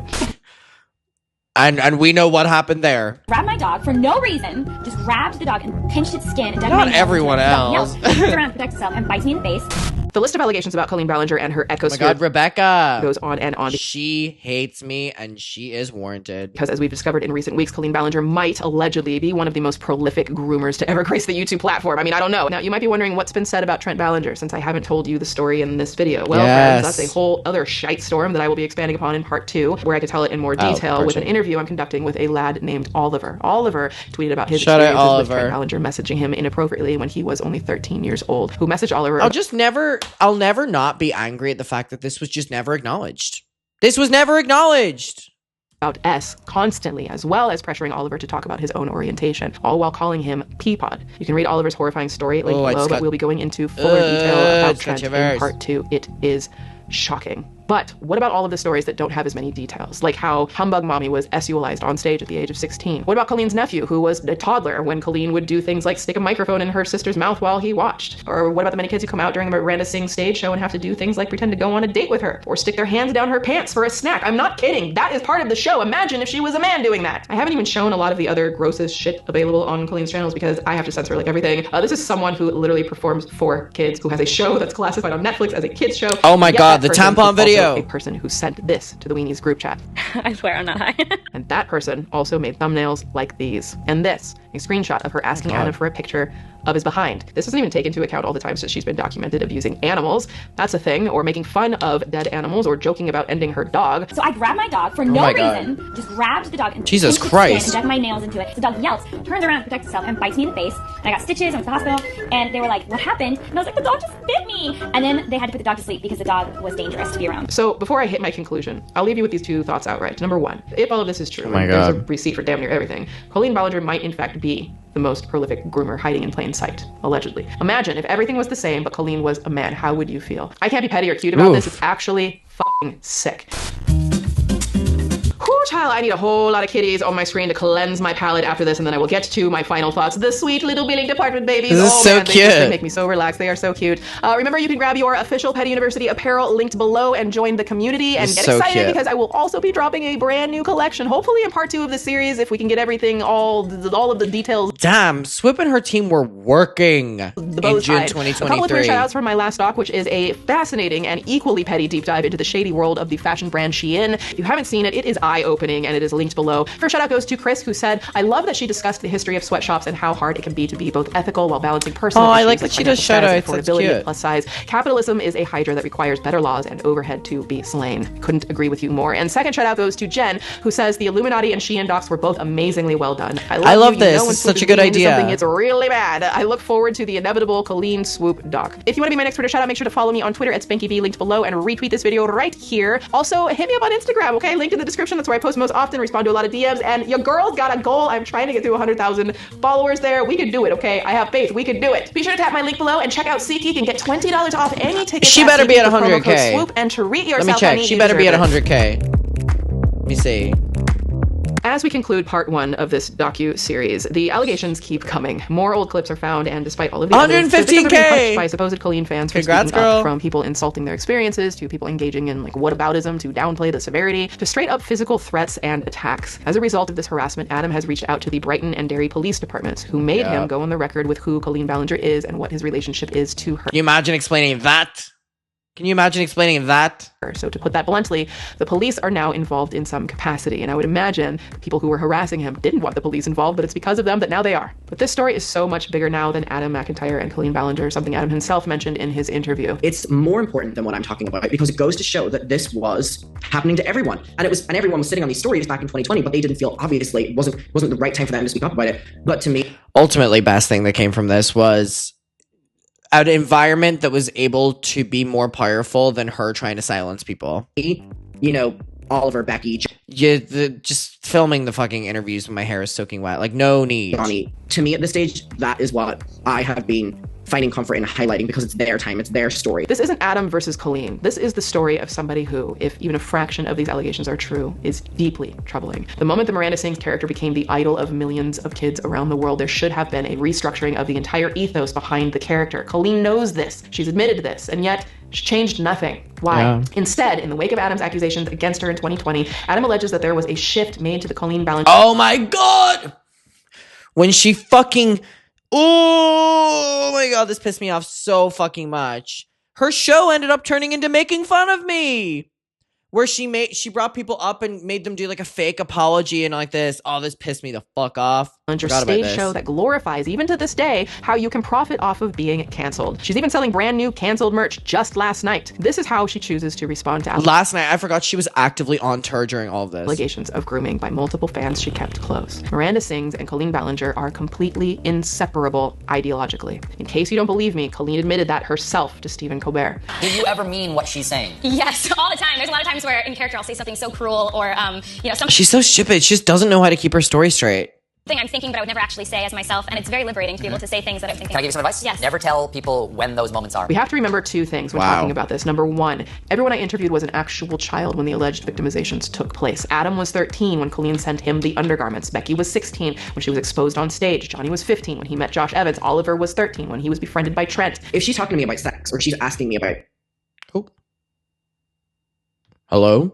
Things, or she's whatever. We've already talked about like an abusive marriage. We've already talked about divorce. Everything from that moment on felt less. And it wasn't just the kids who have had to deal with this trauma being brought back up to the forefront. It's the parents as well. We created private Twitter accounts so that our parents would not know about it. But Colleen the Weenies and I had private Twitter accounts that had like 13 followers. It was private, and I would log in and out of the account, and it would literally be like Jessica and Colleen would follow you, and maybe like 4 of your Twitter friends. That was the account Colleen would talk to us on because she knew that it was an account that all of the children in that group chat's parents had no connection to. Yeah. My mom is, thanks to Cody, discovering all of this of me and Colleen for the first time, and is, you know, like, I can't even imagine what she's thinking. I sent my mom the longest apology, a couple nights ago, being like, I'm so sorry you're seeing how I acted on the internet and stuff. And she was like, no, you were acting this way because this is what Colleen promoted and this was getting the attention. And that was the first real honest conversation me and my mom have had about that specific thing. My mom is the person that I said I want Colleen and Cory to apologize privately and publicly to before they apologized. Isn't it so crazy that how different things would have been? Because remember my first video, I was like, I just want you to privately and publicly apologize to me and my mom and I'll never speak about you again.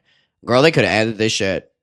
Instead, they turned me very evil. Which leads me to the other thing we have to remember. Literally everyone here was a fan, a massive fan of Colleen Ballinger, and she allegedly took advantage of them. She was their idol, imagine. In their interviews, I could see and hear a glimmer of joy in each of them as they talked about something they cared so deeply about when they were younger. That glimmer is something Colleen Ballinger has taken away from these brave people, and that's not even on allegedly. Colleen is Miranda Sings. Whatever Miranda has done to hurt people, Colleen has done herself. Now, none of us are immune to developing parasocial relationships, so I want to make it very clear clear, this isn't an attack on the Colleen fandom. I get it. If you're a fan who's watching this, this is me sharing the stories of people who were once sitting exactly where you are, who used to watch every piece of Colleen Ballinger content they could and feeling as if they needed to defend someone they didn't even really truly know. Someone that they now believe does not actually care about your well-being and your safety at all. I think the victims who share their stories just don't want you to potentially be harmed in the same way that they were. They're speaking up for her fuck-ass hat here. For the fandom. I hope that tells you something. Now, Colleen is still touring as we speak with... That is bonkers. It is so crazy that during all of this going down, at the peak of it, like the peak of it, Trisha making the videos, Swoop doc, whatever, Colleen was still on tour. Her live stage show, and as of recording, none of her shows have been canceled yet. And so I asked Adam what, if anything, she could do to make this right. If Colleen and Cory do a private apology to both me privately, my mother privately, my mother publicly, me publicly, I'll never talk about this situation again. Yeah. I don't think I'm gonna get that. So I don't know what happens next. I literally do not know what happens next. If you did get an apology from her, do you, and maybe this is an impossible question to answer, but do you think that you would accept it? If there was acknowledgement in it. If I could say anything to Colleen right now, it would just be that I hope all of this backlash is just an ounce of the pain that I felt after years and years of trusting you and loving you and supporting you financially and just constant support from me, only for you to completely turn around and violate me on stage. I just hope you can feel some of that pain. Colleen, I don't know how you sleep at night knowing that you have hurt so many people. It blows my mind. I think you lack empathy completely. The last thing that I want to say to Colleen is, if it was one of your kids that you were putting through these situations, how would you feel? And then I asked Adam if he could give me one word to describe why he thought she groomed her fans. And his response was very telling. Tell me, why do you think Colleen groomed I have no idea what I said. Her fans? Pyre? Attention? Validation. I'm gonna say I said validation. Pyre. Wait, did I say pyre? Was that the first one I said? It's for pyre. Power. Simple as that. And then I asked him the following. One word that you could use to sum up this entire experience for you. I don't know. What would that be? Abusive. Power and abusive. Says it all right there, doesn't it? And towards the end of the interview, I would have said chopped. Asked Adam about forgiveness, and his answer surprised me. Do you think at some point, and if you can even answer this, do you think that one day I was probably so much fucking nicer back then. Forgive Colleen? I was expecting that I was already going to have done that because I thought that this last 2 weeks were going to have played out a completely different way. She has shows in the next few days. If she goes on these shows without having acknowledged anything, then... And I'm pretty sure she did! I'm pretty sure she fucking did! Nothing she can do in my eyes anymore. And that's like a really harsh thing because it kind of leaves me with like, okay, I'm never going to get any closure in this. If she actively embarks on a new tour, it means that she did. She sees no problem with what she's done to me and all these other people, and she's actively going out there and performing for those kids that she's probably going to do the same thing too. I know that she doesn't care and there's nothing she can do that I could forgive her for. And 3 days later, Colleen started her... That is so crazy that she actually started her tour. Potentially closing that window of forgiveness forever. And a few more days after my interview with Adam, Colleen Ballinger finally released a response video, which was literally just a trash song with a ukulele. She released that ukulele song in the midst of preparing for her tour. All aboard the toxic gossip train. You're chatting down the tracks of misinformation. The toxic gossip train. You got a one-way ticket to the... She looks crazy as hell here.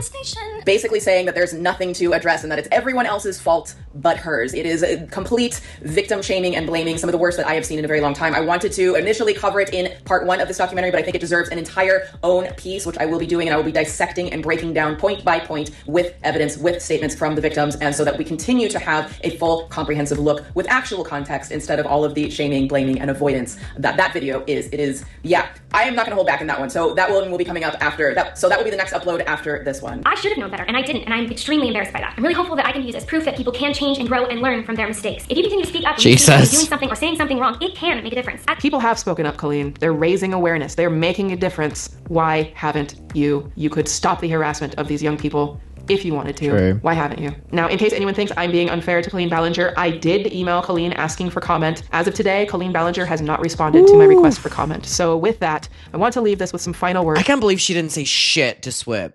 From my interview with Adam. What's next for you? Whether it involves this or outside of this even, because you are so much more than this. I really, really, really can't believe that like Colleen didn't get back story to and her. This experience. You're a whole human who doesn't just live on the internet. But what's next for you? I just kind of want like a moment of like not in it. It's been like, I felt like I'm on like a treadmill. It's like running and I'm trying to keep up with it. But like actually what's next is to kind of just like take a moment offline to process what happened offline or online. And then I went on a vacation. And then on that vacation, was whenever I found out all the Johnny stuff and I had to do all my interviews with Swoop. Well, we all don't get what we want. And then move forward in a way offline. Feel like you could probably understand that as well as like as a content creator, how they can get so muffled. So my personal goal moving forward is to create a divide that's healthy. I think that's a great thing to look forward to. And I know that along with the thousands upon thousands of other people, are excited to see what it is that you do next, where you move next, and whatever that is. And we just want you to be happy and safe. Thank you so much again for caring. And sweet. thank you for being so sweet publicly and privately. And I also, whether you include this or not, I want your audience to know that as well, about how involved you have been privately as much as publicly. I can speak for me and them that we appreciate what you do on YouTube and your coverage of it. And this just like fucking call kept freezing. Like, it literally kept freezing the entire time that we were doing it, which was... It was my fault, because I was on shitty Wi-Fi, by the way. I was on shitty Wi-Fi. This is just my computer lagging. Oh. You are more than welcome, and again, I'll reiterate, you don't have to thank me. It's what you deserve. It's what all of you deserve, and I think this is my first time properly speaking want to her. More than anything for all of you to feel supported throughout all of this. You are so cherished and such a special part of so many people's lives and your families, and the things that you choose to share online with people are really powerful, and I really do believe that you have helped so many people that you will just never know about. I do have one more question, and this is a very, very important question. Very deep and profound. I need to know the story about your Garfield tattoo.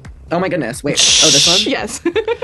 That is so random. I love that. I love Garfield. Like, I have like a little ugly Garfield here, and I have like an even bigger one. Wait, can I literally go grab it? That is so yes, not please, what I was please. expecting. The world needs to know. My favorite thing. Oh my gosh, it's so big. I love it. So, yeah, and I mean, I love Come on, ending the podcast on a positive note. it. Garfield just reminds me of whenever I would like watch TV, like.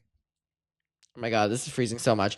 It's freezing so much. But anyways, there we go. That is episode 1. The end of Colleen Ballinger. She's always been this way. Dude, I forgot about it. I forgot about it so much.